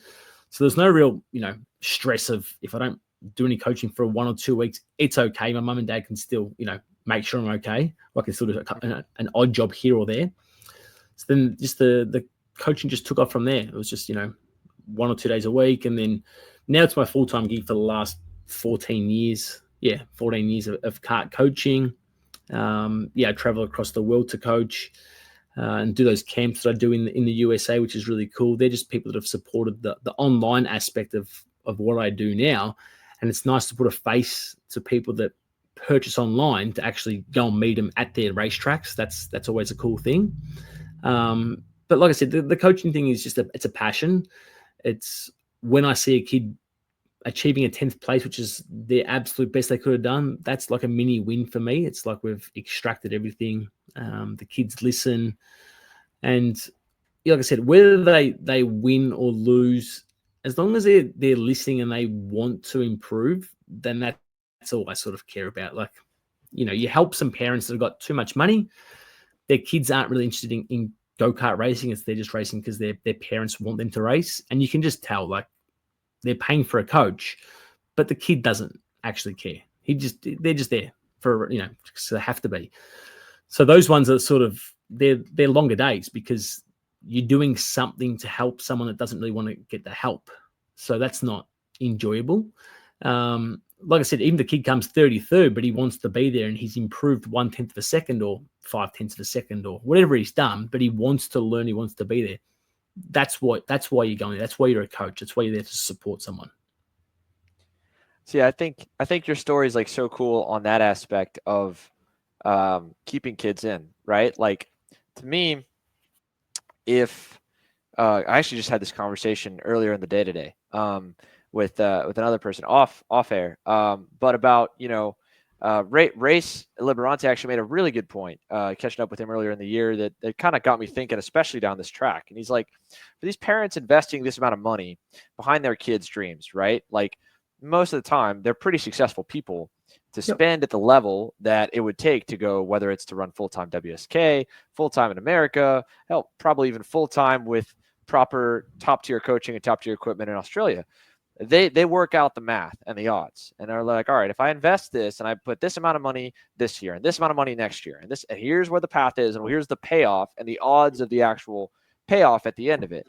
For some, the amount they're spending is, even at a high level to you or to me. It's like, all right, for me, I'm okay parting with it, and I'm not looking at it as an investment of any kind. This is what we do for fun. But for many, if they work it out and they're like, okay, this is a pipe dream of being a professional paid to drive racing car driver of any kind, then they kind of pull back a little bit. So my theory has been that if there's a fallback goal, that I mean, fallback may not even be the best word for it, but if there were more well-known opportunities and just more opportunities like what you got to be able to experience, they could justify maybe that higher level of experience a little bit more than maybe what they would be at, not banking on any potential future of any kind in karting, even if it is a temporary, like a semi-permanent home, through their late teens into their early 20s. This is what they do. And then after that, they're well connected. The racing paddock is filled with, again, super successful people. You see it time and time again of someone who is a tuner or a coach, and they end up by meeting the right person, the right parent, the right friend. They end up with a very, very great work situation. At least even for me with this business, right? I'm sure you've experienced it growing kart class too. You talk to some of these super successful people, and the advice you couldn't pay for. I couldn't pay enough for. But going back on like the spectator side, that's why I harp on the spectator angle of the event so much. I think a lot of people sometimes they misconstrue what my end goal really is of wanting to believe both on the online or the digital or the TV streaming, what have you, audience size, as well as the in-person audience. Because if we can generate some additional revenue streams to these events, and some of it may be tangible and true revenue, and some of it just may be exposure and value for these manufacturers and brands that grows the sport, right? There's going to be more of these opportunities, I would like to think, for drivers to aspire to, right? If the driver's going to get this, the coach is going to get this, the team owner will be, and so on. So, for example, with like a Morgado or a Kremers, who is a salaried guy from their groups. Kremers now over at OTK, Morgado over at Barrel Art, right? Knowing those guys, if they knew that they were going to sell even more go-karts, or even just on a weekend by weekend, if the Supernats cost to run a guy to win, to compete at a high level, was chopped in half, if the net of it was in half, like where you walk out of the weekend, what your bank account looks like. So I'm talking either purse money going up through the field for a good guy to perform, or finding a way to limit some costs in a smart way. Like you said, maybe even making it where they can justify the rig over 2 events, what have you. That cost goes down 50% on to run someone. If the net from a weekend of what the driver can bring in versus what the team puts out goes from 20 grand to 10 or 10 to 5, I'd like to think that those manufacturers would double down. There'd either be another seat that would open up, or that driver would get a little bit of a better piece of the pie, right? Instead of maybe getting everything covered, maybe you got a smaller day rate, which some of them are already up to. Again, it's helped for the drivers too with the digital exposure, at least. Overbeck, a prime example of why, like, I think it's great that the KA class was kind of on its own this year at some series. The coaching opportunities these guys are getting, because they're performing on the stage and the spotlight we're being able to give them, is astronomically higher than even like what Norberg or Jarsakrak were able to get in their first years when they were setting the senior world on fire in 2016, which is awesome to see, right? So, looking at it, I'm not talking like we're going to have F1 numbers or NASCAR, even Supercross numbers, but you put 2,000 more people packed into the grandstands at the Supernats, you sell an additional VIP suite of $500 a ticket, which is what it was this weekend, for another 200 people. All of a sudden, this extra revenue stream, it could maybe put a pause or a halt on the slowly matching inflation increase in entry fees, or if nothing else, boost onto the purse and pay deeper into the field. And now, as, let's say, if you were doing your own go-kart brand and you look at it, you're like, I could justify that now. And now there's a window and opportunity for more guys to continue with the sport. And I think, like, for example, some of them, when they get into the car rides, whether it's Connor or Brent, for example, or in the open wheel side. I mean, I had to talk with, good old Will Power about Supernats this year. And he's been so gung-ho wanting to run senior, especially right now when he knows how strong RPG has been in senior. But he's going into a contract year next year. He ran the endurance race. He's like, I can't do it. He can't do it. And I mean, he says all that, right? He's talking. We saw him the last time he ran Supernats. He ran Masters, right? Yeah. But it's the same thing these kids go through, where some of them you'll never get, no matter how good of an opportunity you make it to run go-karts, because of the danger of potentially getting hurt when you've got all the other money riding on the line the following season. But I look at where I feel like we could be in comparison to the big dream and aspirations of kids wanting to go to IndyCar, F1, and sports cars. And I think we could have the relationship much more akin of dirt racing to NASCAR, of karting to road course karting to those avenues, where this is that blue collar grassroots discipline that does have it's a landing pad as well as a launching pad for drivers, because I think the best minor league series are the ones that are strong enough to stand alone. And so, it becomes an even better ladder platform. Like you look at what Connor and Brent have gone through, they've gone against other professional, or at least professional top tier driver level adults that have been doing a series for a long time, whether it be Trans Am, the Mazda MX-5 Cup series, the late model stuff they do. I mean, I think we could get there. I think the Supernats is a perfect, one of the only venues that we could even test that theory, because it's a blank canvas. The facility, you lay it out every year from scratch, right? At the Rio, you kind of have that level deal to it, right? Yeah. But that's why I harp on that stuff so long, because that problem, we have it over here. It's a global thing. I think that if they had to move all their money and resources to chasing the car dream, and the pressure is on to do it younger and younger and younger, but they were good enough, performed in junior, that at least it was break even net on the year if they ran in the top 5 or top 10 in carts. I think they would keep doing it. Of course. So, like I said, you don't need necessarily a lot more numbers, but you would get more numbers if people could see it was actually attainable, that they could cover their expenses. Yeah, they'd be racing every weekend, because they just knew that they know they're going to spend some money in the year. Like that's just a part of what they do. Like I said, if you know that they're going to have some of it covered, I think it's going to go a long way.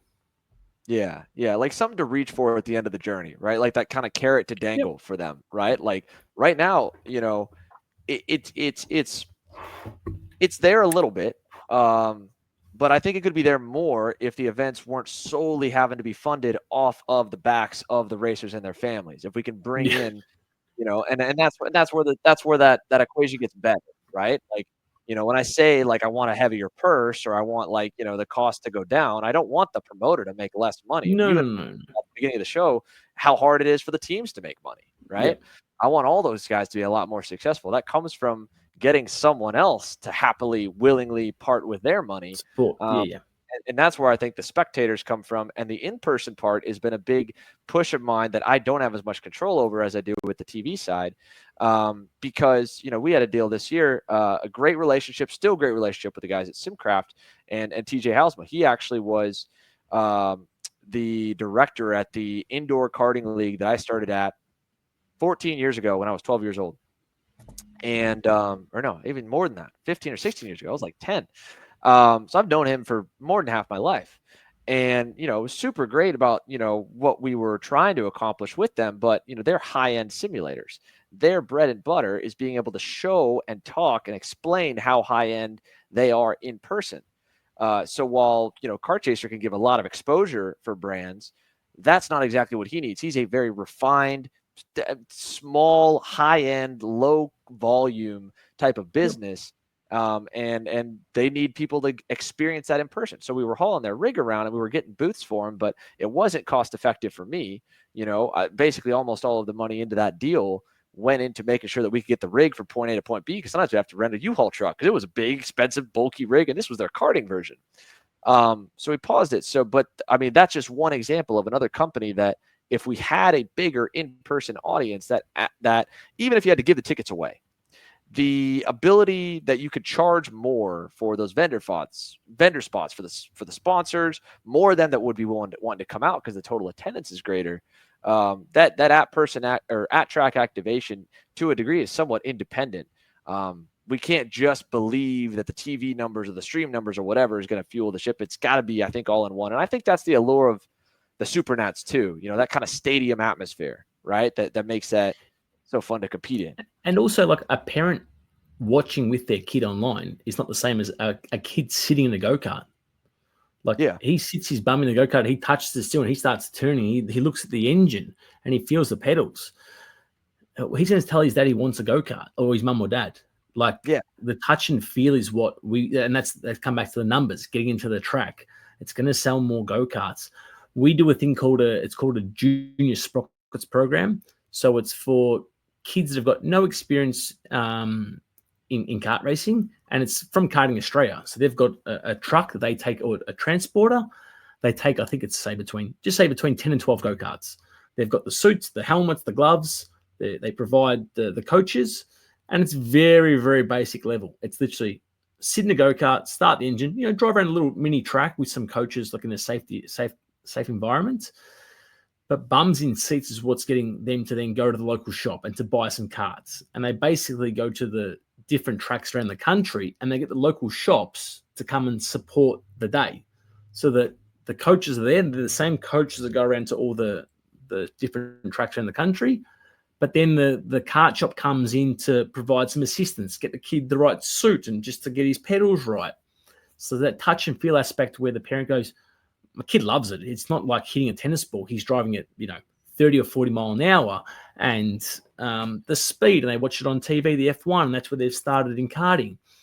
Then the kids already had a connection with the parents, had a connection with the local shop. So then straight away, it's easy to call up on the phone on the Monday. Hey, mate, that was awesome yesterday, that junior sprockets program. That was really cool.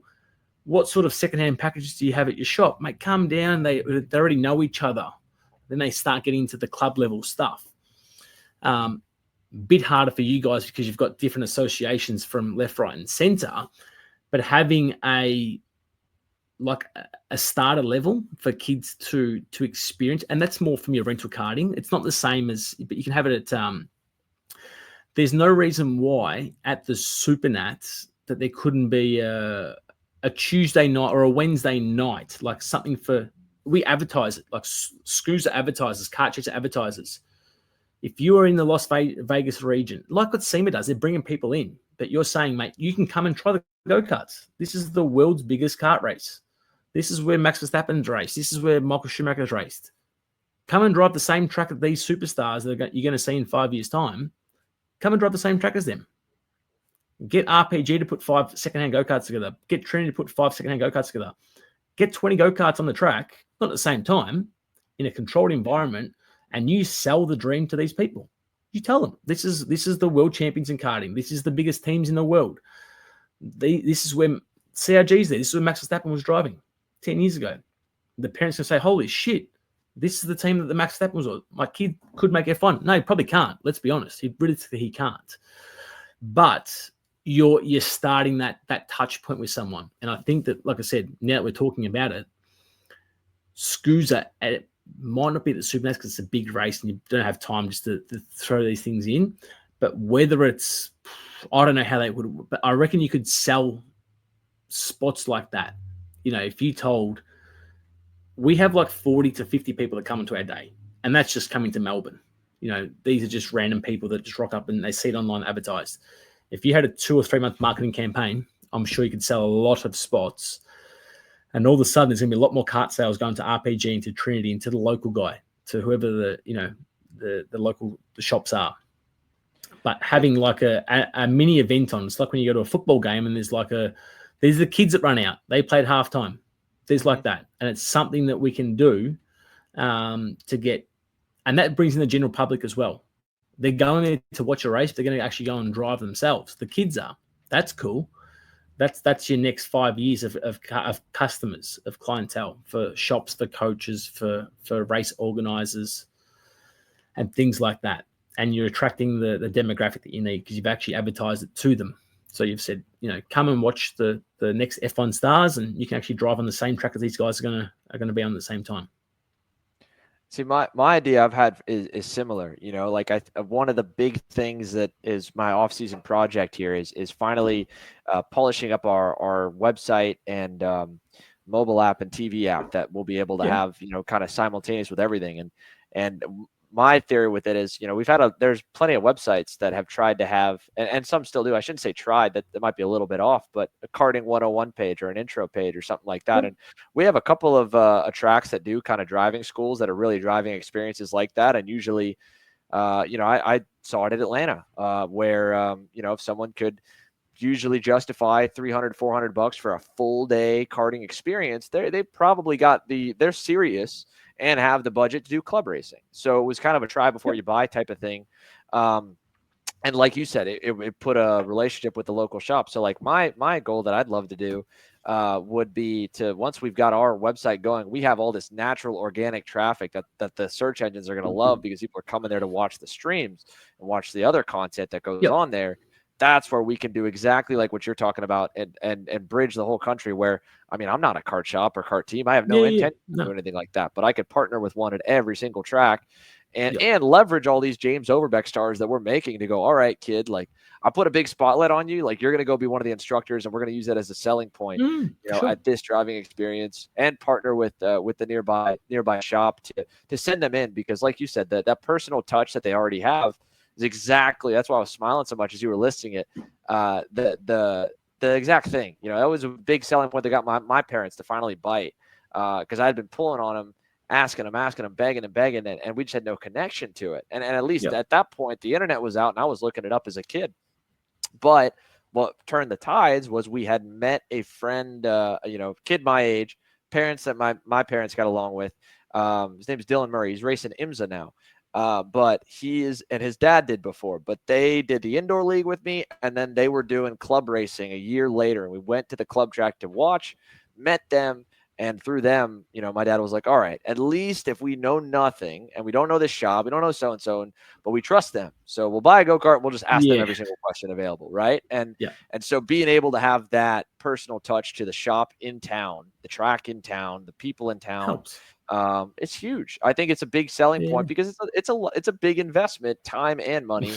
And nobody wants to do that on a whim and feel like they're out on an island. So, and then a demonstration too, being able to do something like that at the Supernats, I think it'd be cool at any of the events. Supernats is tough because again, if we get back into those lots, we're going to be tight on space, but it would be cool to say to those big teams, like, look, we will not charge you.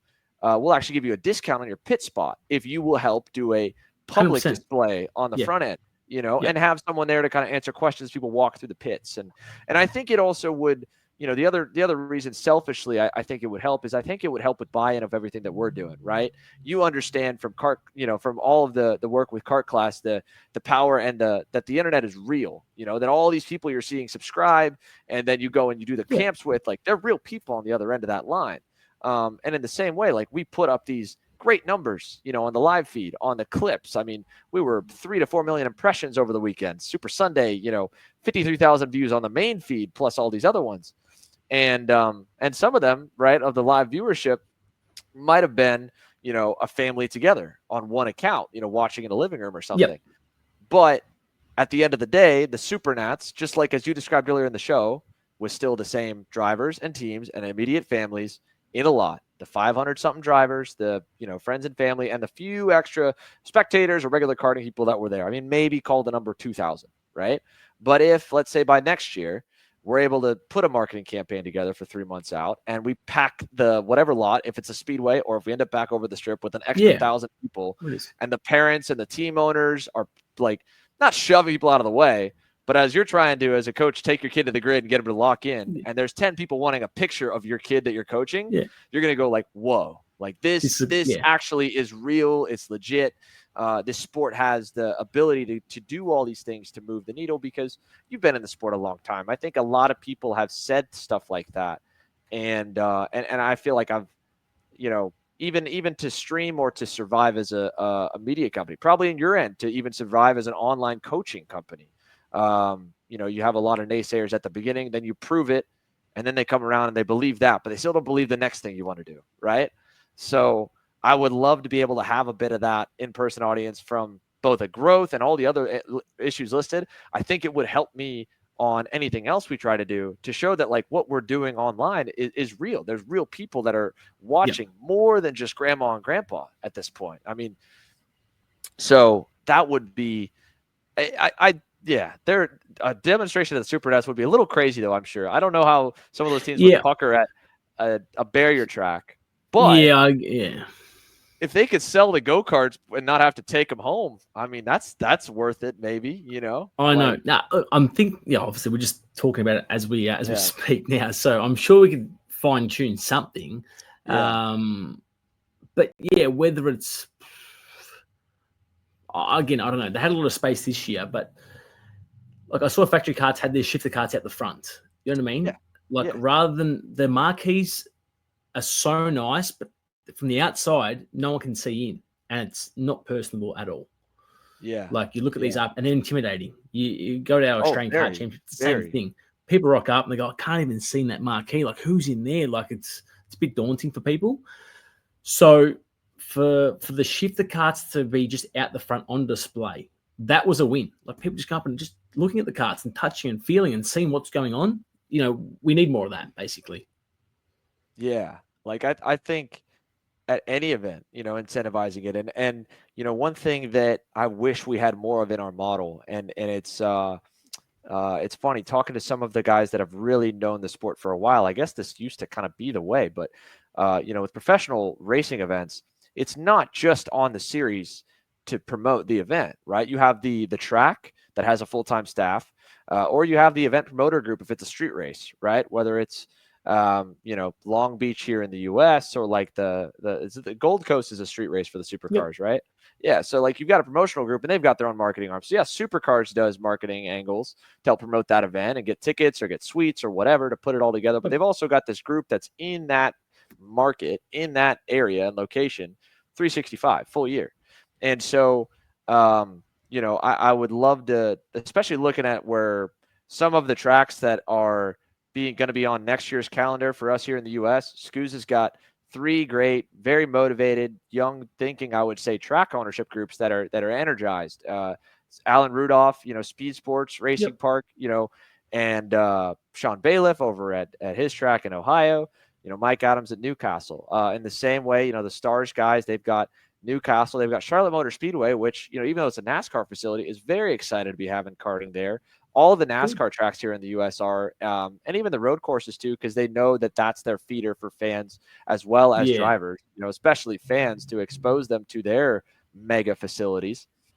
To get some of these guys to be on a revenue share or some way to incentivize them instead of just a flat rate facility rental, because look, Scoos is not based in Las Vegas, right? And it's not based in Houston at Speed Sports. It's not based in Cincinnati, Ohio. And both of those venues, those bigger cities might kind of scoff at a go-kart race, but Batavia, Ohio, where the track is actually located, or New Caney, Texas, where Speed Sports is actually located, just about out of Houston, they've got contacts in that town because they get into it for rental karting or what have you. I mean, the town knows about them. So if we can get the track owners and the series open bellied in some way a little more, those events and doing stuff that could get the local people to come out, watch, check it out, that would be, huge. But right now, and they've got rental carts those places. Those venues have the rental carts, the MCC and Speed Sports. Yeah, and so Newcastle on does your too. They just hour lunch break or something like that. Okay, but like on your hour lunch break or something like that, or try again, cut your warm ups out. That gives you 2 hours. Have like a 2 hour block in there where you're literally getting 100 random people to drive some karts on the track. That's gonna be a massive incentive for just keeping the sport ticking over and growing and growing and growing. Now, as we get kind of towards the end of this 2 hour window I had set out for us, I want to go back and talk a little bit about where we were kind of going with you of what you've grown with Kart Class and what your coaching career has kind of morphed over the last couple of years and what you've learned, because people tell me all the from the snapshots of when I get to see them of the cool things we've done and how we've gone in a different way. But I mean, you've done a lot of exciting things that I think hadn't been done before, maybe to the certain degree, or at least from a sustainable point of view, from taking an online coaching brand, then doing classes and camps completely on the other side of the world, right? And make it and pulling that off, man. I mean, that is super Yeah. cool. And it's funny too. People, because KC for Kart Class, KC for Kart Chaser, we've been partnered for so long. I say partner for those listening. Dave's been a supporter of Kart Chaser for many years. People think it's all in one family. You've done this all on your own. You've supported us at the same time. So obviously things have to be going at least okay. But man, what a cool journey you've been on with growing that. Look, so it's just about helping more people. Like, Yeah, I had a lot of good people helping me when I was a kid growing up. So it was my dad and my cousin James. He's now coached Oscar Piastri from his karting journey. My cousin coached him. And we had other resources. So then when I was coaching, it was just like, how can I help more people? I can't be in Miami and I can't be in freaking the Gold Coast and all these other places. So Kart Class was sort of born to help more people. And it's not hands-on. Like, it's up to, we give you the resources through videos, worksheets, and diagrams and things like that. It gives you the right resources that you can take to the track and you go there with a purpose. That's basically the reason behind Kart Class, is that we can get world-class coaching with the knowledge that's taken me to winning many races worldwide, and that you can have it in your pocket, that you can go to the track with your kid and say, you don't listen to me as a mum or dad, but you might listen to this person who you've seen online, who you've seen win the races. And then obviously, as we've gone through Kart Class of selling online programs, and the US is our biggest market. So even though I'm based in Melbourne, Australia, the US is our biggest supporter. So obviously a big thank you to the people that race in the States.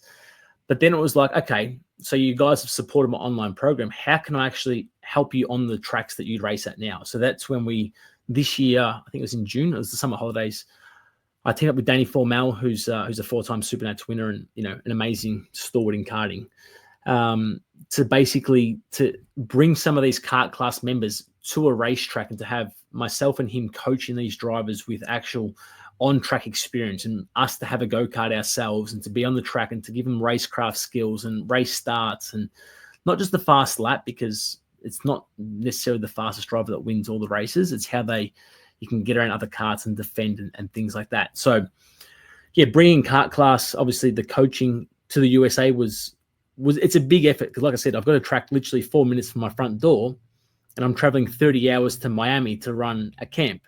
So logistically, it's not that easy, but we partner up with the local race teams in Miami. We did some in Baltimore. Next year, we'll be going to Tennessee, went to Charlotte this year. So we're going to be doing more tracks next year. We'll go to Vegas. We'll get to K1 in 2025. So it's really exciting, because we've got a big network of people in California that this year I just couldn't get to, just with the timing of Spring Valley opening up and K1 opening up. I couldn't get there straight away. But our latest sort of exercise has been, it's basically Chat GPT, but for kart racing. And so I called it Apex. I sort of wanted to give it a name, like rather than just a chat, like Apple has Siri. I just sort of, we put it online, and Apex seemed to be a popular name. But that's all of our own resources. So the answers that you're getting when you type in on the phone, you get the answers within, sort of 8 to 10 seconds. You get an answer back. That's exactly how I've typed into the system. So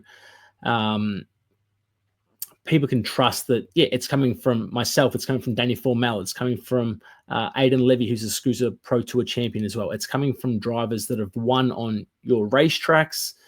And the amount of knowledge it's got, it comes down to, I've been chatting earlier to like the guys at Benick and Magic Kart. And so we've got standard setups for Benick karts and adjustments that you would make if the kart has too much grip or not enough grip. So depending on what brand of go-kart you've got, or PKT axles compared to Swift magnesium rims, you can type in when to use these things, and it's going to shoot you an answer off of our information. So I've tried to go into a lot of detail. It's got track guides for about 15 or so USA tracks that you can type in how to take turn 3 at Orlando Kart Center, and it will give you how I've typed in how to take turn 3 at Orlando Kart Center. And so it's an ever-growing resource that I just keep literally just typing and typing and typing. And I think it's up to about, again, I don't know how characters work, but it's up to about sort of 5 million characters. So I don't know how many words it actually is, but it's not a bad little database for the last 12 months that I've been putting in. But because it's such a niche market, like I said, I'm on the ground with. That's why I go to the USA. I get to experience the tracks myself. Then I type into the system of how to take certain corners and don't hit this curb and hit this curb. And this is the sprocket to use for these tracks. And this is the tire pressure that you would use in these conditions for the Avinco tires, or, the 4-cycle. We've got Coyote karts and things like that. So it's an ever-growing resource. We're just trying to help more people, basically. And Apex was more about bringing the cost right down of coaching. So I think it's $30 a month. You can literally type in 1,000 questions a month if you wanted to, or you can type in one question and get your answers back off of speaking to Dave, Sera, or to Danny Formel personally. It's basically just trying to use our own resources to give you guys the answers to help your kart racing. And obviously, I mean, I can hear it in your voice, right? And I've known it, how passionate you are and caring about wanting to help people and wanting to make their experience in karting better and get faster and get to watch them progress. But, through this journey of kart class, right? I mean, what has, you've obviously still got, the main gig, which is doing all the in-person at-track coaching and everything else of that nature that you do year over year. But, how many times with a project like this, it seems like now you're at a very exciting and fun time with it, but through the journey is rough. I think that's probably the least talked about part that I enjoy when I get to have a deep conversation with people about, like Kart Chaser, for example, like how scary some of the moments are when you're in the early days of launching something totally off the wall and new. Yeah. Oh, for me, I've got the knowledge. Like, that's what people want, the knowledge. So they're paying me for whether it's on-track coaching or it's the Apex or it's the kart setup programs. But from a website / technical point of view, that's not my forte. And so people would buy a product and then they might have a login issue, or it hasn't synced perfectly, which is out of my hands. It's sort of it's the platform's system. So that's where I feel guilty and feel bad, because especially with the time zone as well, that someone may have purchased the product while I'm asleep from the USA, and it's my nighttime, so that I might not get back to them for like 5 or 6 hours. And so they're like, holy crap, I've given this guy, a few $100s for a program or for a track guide, and he's shafted me. And I'm like, okay, and I'm having to rebuild that connection. Like, look, I'm sorry, I've been asleep. Like, it's Australia, it's only 5:30 a.m. or whatever it is, and Shopify hasn't quite synced the email with the purchase, but it's okay. Like, we'll sort it today. So it's those little technical issues that, I don't know how to fix at an instant, that we do resolve. I've got a web team that resolves it, but obviously, and even from my point of view, if I purchase something online, I just want to make sure that I can get that product, even if it's just online, whether it's physical or it's online. And then to have those technical issues are frustrating, and they're a bit daunting for someone who doesn't know Dave Sera or doesn't know kart class, that have given someone some money and it doesn't come back to them. They're like, holy shit, this guy's is a scam. But but now look, there's a face here, and it's not a scam. And like I said, it's we try and resolve things as fast as we can. But that's something that, it can be hard, trying to please everyone, because they're happy with the products. But sometimes when there's a technical fault, that and the time zone difference, whether it's in Europe or it's, I said the USA, just getting back to them in real time is sometimes a little bit hard. And I can't imagine, you would have predicted that AI would be one of the next products you're able to roll out in your business, right? So, like, what's the, I don't know, how much has it gone, I wouldn't say astray, but a different path than what you envisioned it originally being? Look, AI obviously wasn't a thing when we launched Kart Class 4 years ago, but obviously as technology evolves and we've seen ChatGPT just expand so big, I was just speaking to a friend about the idea, and he said, look, we can build what you're after. He goes, you just keep feeding it information and it will get smarter, and the answers will get more refined as well and more specific to what that person's problem and need is. So about 12 months ago, before the AI project, it was actually going to be getting an app, so that literally, at the moment it's off a website, but the app was like at a ridiculous expense, and it wasn't really going to give the end user any more information. And like I said, they're buying information; they're not buying an app. So I actually put that money into traveling to the US and filming our track guides, so that I've actually had personal experience with 15 tracks in the US, so that people can purchase our track guides and have the confidence that I've actually been on those circuits they're going to race at. So I sort of invest that app money to the track guides. And then, yeah, when the app sort of the AI idea come about, it was more like it's about a 12-month project of building it up, integrating it with our own website, feeding it information, testing it, making sure it's working how it should before we actually launched it about a month ago now.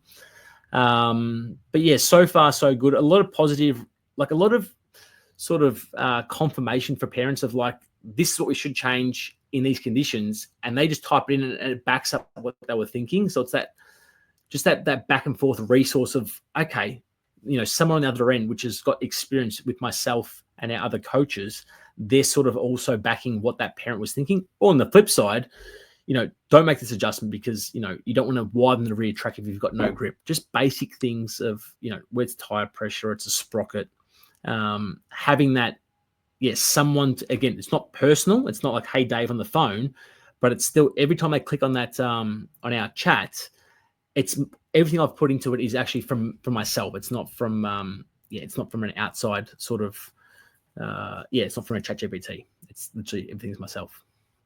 Yeah, I mean, $30 a month, and you look at just the value it took to get that knowledge, right? I mean, can you start to put that total up, right, of all the years and tires that hit the track for you, for Danny, or the rest of it. I mean, that's a lot of valuable lessons learned that you could bypass probably by the subscription, right? You just wanted to like our on-track coaching, because it's a bigger expense for me to get to Miami. That targets like the national racer. Like that's the top end guy that wants to fine tune 1 or 2 tenths.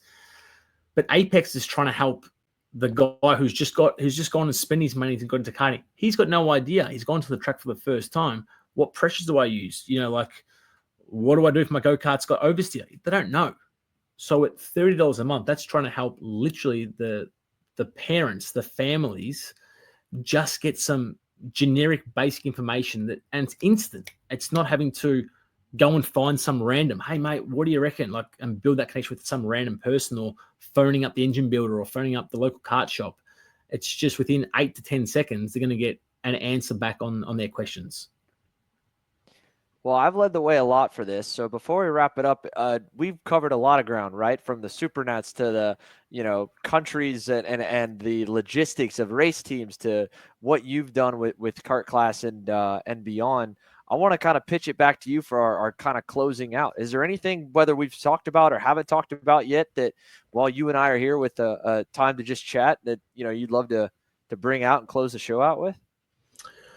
Look, I think it just comes back to, I wrote a blog on it, during the week about Supernats and our winners that I thought was the winners of the Supernats. And it's literally just the kart chaser, the coverage. Like, having been a supporter of you from almost, I don't know about day one, but like, from the very start of when you launched Kart Chaser, it's bringing a profile to something that I'm passionate about, so that, potentially my friends can see about karting.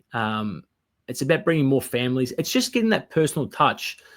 Our coverage in Australia is a general overview of go-karts circulating around, but people want to know Xander. They want to know Dave Sera. They want to know Joe Turney. They want to know the kids. They want to feel that connection. They want to listen to the emotion. They want to, feel the heartache with those drivers. So to have the behind the scenes is a really cool aspect. Obviously, Kart Chase has done amazing things for Kart Class. It's lifted what we do. It's taken to a lot more families and to households that we wouldn't have reached otherwise. But like I said, I think that American karting is in really good hands with you guys. Obviously, the series starting to get back, connecting with each other to try and help the families and the end users out, because that's what they need. They need those people on board rather than being against them. Like I said, karting in Australia is growing. I think Netflix with F1 has built the profile of motor racing in general. But like I said, you guys are at the forefront of worldwide kart racing. Like, there's no better coverage than what you guys do. I'm happy to know you on a personal basis. That's a great thing. And like I said, yeah, just a big thanks to Kart Chaser and to the American families that have supported Kart Class and to myself over the last few years. Well, I first thanks again for being a supporter of us from the beginning. Because you're right. I mean, it feels like it's been basically since day one. It's at least, like I said, been long enough that people don't even know that the brands are totally independent entities, right? But it definitely doesn't feel that way. And it's funny, it's cool to get to know you over the last few years personally as well.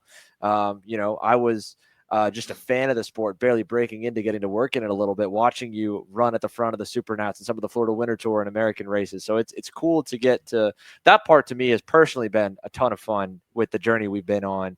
And it's funny you mentioned like website woes and stuff like that. I mean, everything we've done, even the podcast that's like this, has all been just learning off of tutorials and whatnot. It's amazing, what we've been able to do for a group that has really not a single person in it with true like background in what we've done.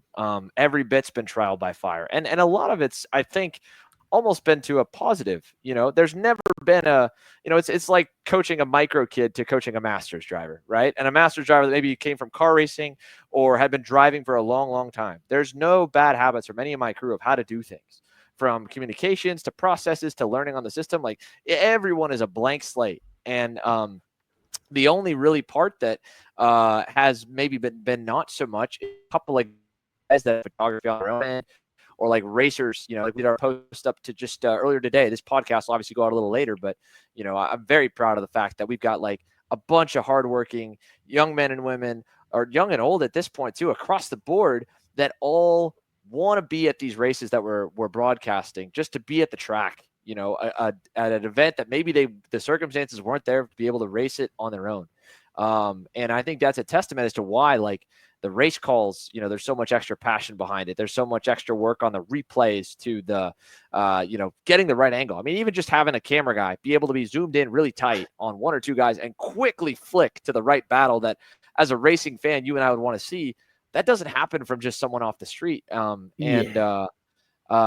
think that's a huge, huge thing. Like, there's nothing that frustrates me more. We were going back through some of the old coverage that Tom had just started with streaming on Super Sunday. We're trying to make some of those clips, for example, and like wanted to do, let's say, a segment on Kremer's finishing second. And the year that stuck out to me was the year with the red flag when he led, and then after the red flag lost the lead to Laurandi. Yeah. Right? The pass was missed by the broadcast team. The pass for the win that decided the KZ main they didn't get. So we were like, well, what do we do now, right? And thank God, we have such an amazing team. There is nothing that those guys really missed outside of, some stuff a little further back. And even that, like, they're already, okay, how can we not miss that next year? So that part's been, I think, a lot of fun, that there's been no blueprint to do what we've done. And without a doubt, it doesn't happen without the support of you, without the guys in the US and the series listening. And it's not easy. I don't, even Eric, when I throw all these crazy ideas, I mean, Eric is such a very, smart guy. He's a successful guy, but he also is not maybe someone that would have done the crazy risk that I would take. He's even said, he's like, man, tip of the hat to Tom for putting on the Supernats. I remember him telling me one time, he's like, man, that race is a lot of money to put on. And he's like, I don't know if I'd do something like that. Then I'll do something over here. But to take those risks that, that they paid off in a lot of ways, and are continuing to pay off, because people have at least been open to listen and to entertain crazy ideas, because I totally get from anyone, again, people that I look up to, respect, or have been around karting for a while, that when we have talks like this, on a podcast, like, yeah, whatever, or talks in person of, could we do this demonstration or do that?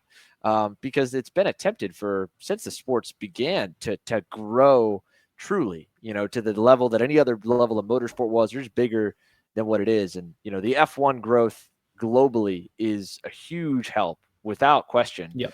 I think. But at the same point, there's so many ways that even without extra marketing, I think capturing is huge. Just exposing how to get in, right? Again, having a $30 a month subscription that, me and my dad could have asked what tire pressure to run, what adjustments to make. Yeah. Like, there's so many barriers to entry that can be knocked down And then on our end, exposing that and going, all right, well, what's the right angle? One of the other conversations I had recently was, man, that was such a great, broadcast of the race or whatever, man, we need more documentary reality stuff. You need to get right up in the face of Morgado and Kayak and throw, I want to hear from this guy all dramatic and this guy in the hotel. And that I have like a fine line I dance with that stuff because we're paid by the series right now, right? Even as we kind of start sharing more of that revenue back and we're pulling in more, it's still an investment from the series. So there's a level that I feel like the dynamic's different than, let's say, NBC with NASCAR that pays for the NASCAR rights. So I'm not going to bite the hand that feeds, but also, as you explained well, like, man, for a lot of these guys, they're lucky to be able to be sponsored or maybe lucky to be, paid a little bit to drive go-karts. If they were making $100,000 a year plus just to drive the go-kart and do nothing else and live a pampered professional race car driver life like our good buddy Will, then yeah, I don't mind, smearing them here and there by clipping them out of context or whatever. But, I'd hate to be the reason that any of these kids didn't get to go to something bigger, or like, I feel bad if, that they're fighting like me to survive. And here I am just at every corner looking for that TMZ moment. You know what I mean? So, but it's been cool. It's been such a fun ride to get to go on. It's funny you mentioned obviously hanging out with Joe there Sunday night. That it kind of dawned on me that night that it's our third Supernats streaming, and by Sunday at the end of all three of those Supernats, it's felt like we won the race. Like, to my whole team. I mean, you saw it too. Like all of them. They're celebrating, partying when we ran into you. They were doing that at the track beforehand. My buddy nice. Ben, who was DJing the music during the day, like this time we didn't blast it through the PA. Last year we were blasting through the PA, but he's putting on a whole show while they're doing teardown. And I mean, they're just, again, it's like we won the race. Like, there's no downbeat energy from that. And that is probably one of the most fun parts for us on the year to have that. The whole crew is just excited because that's what it feels like. You put on this great show, you try to level up, and I think that's a big driving force too. So that's been such a blast. You go to the track and there were, I guess, by the head count, 7 people who won the Supernats because junior doubled up and senior doubled up. So there were 7 teams or drivers that were happy. And then there was Kart Chaser, team number 8, that was like super stoked and thought we won the race too. But they deserved it because they did great, man. Like the whole team, Nah, awesome. Nah, it's been a blast. I'm glad to go back to Las Vegas for the Supernats. And yeah, we'll see. Maybe next year I might get back and have a race myself. Well, you definitely need to, buddy. For all those that are listening on, you obviously will be able to check after I edit this here by the time that this goes out to check out more information about Dave and everything he's doing with Kart Class at kartclass.com, as well as Kart Class on Instagram and beyond. We'll have all those links for you guys in this episode's description and for those on YouTube. But Dave, buddy, thanks for the time, man. This is it's always so good to get to chat. After an event like that, we're both caught up, but still kind of reminiscent in the fun of it. So I appreciate it, man. Thank you. No, thanks so much. It's nice to chat. And like I said, we'll follow you guys online until I see you guys next time in America.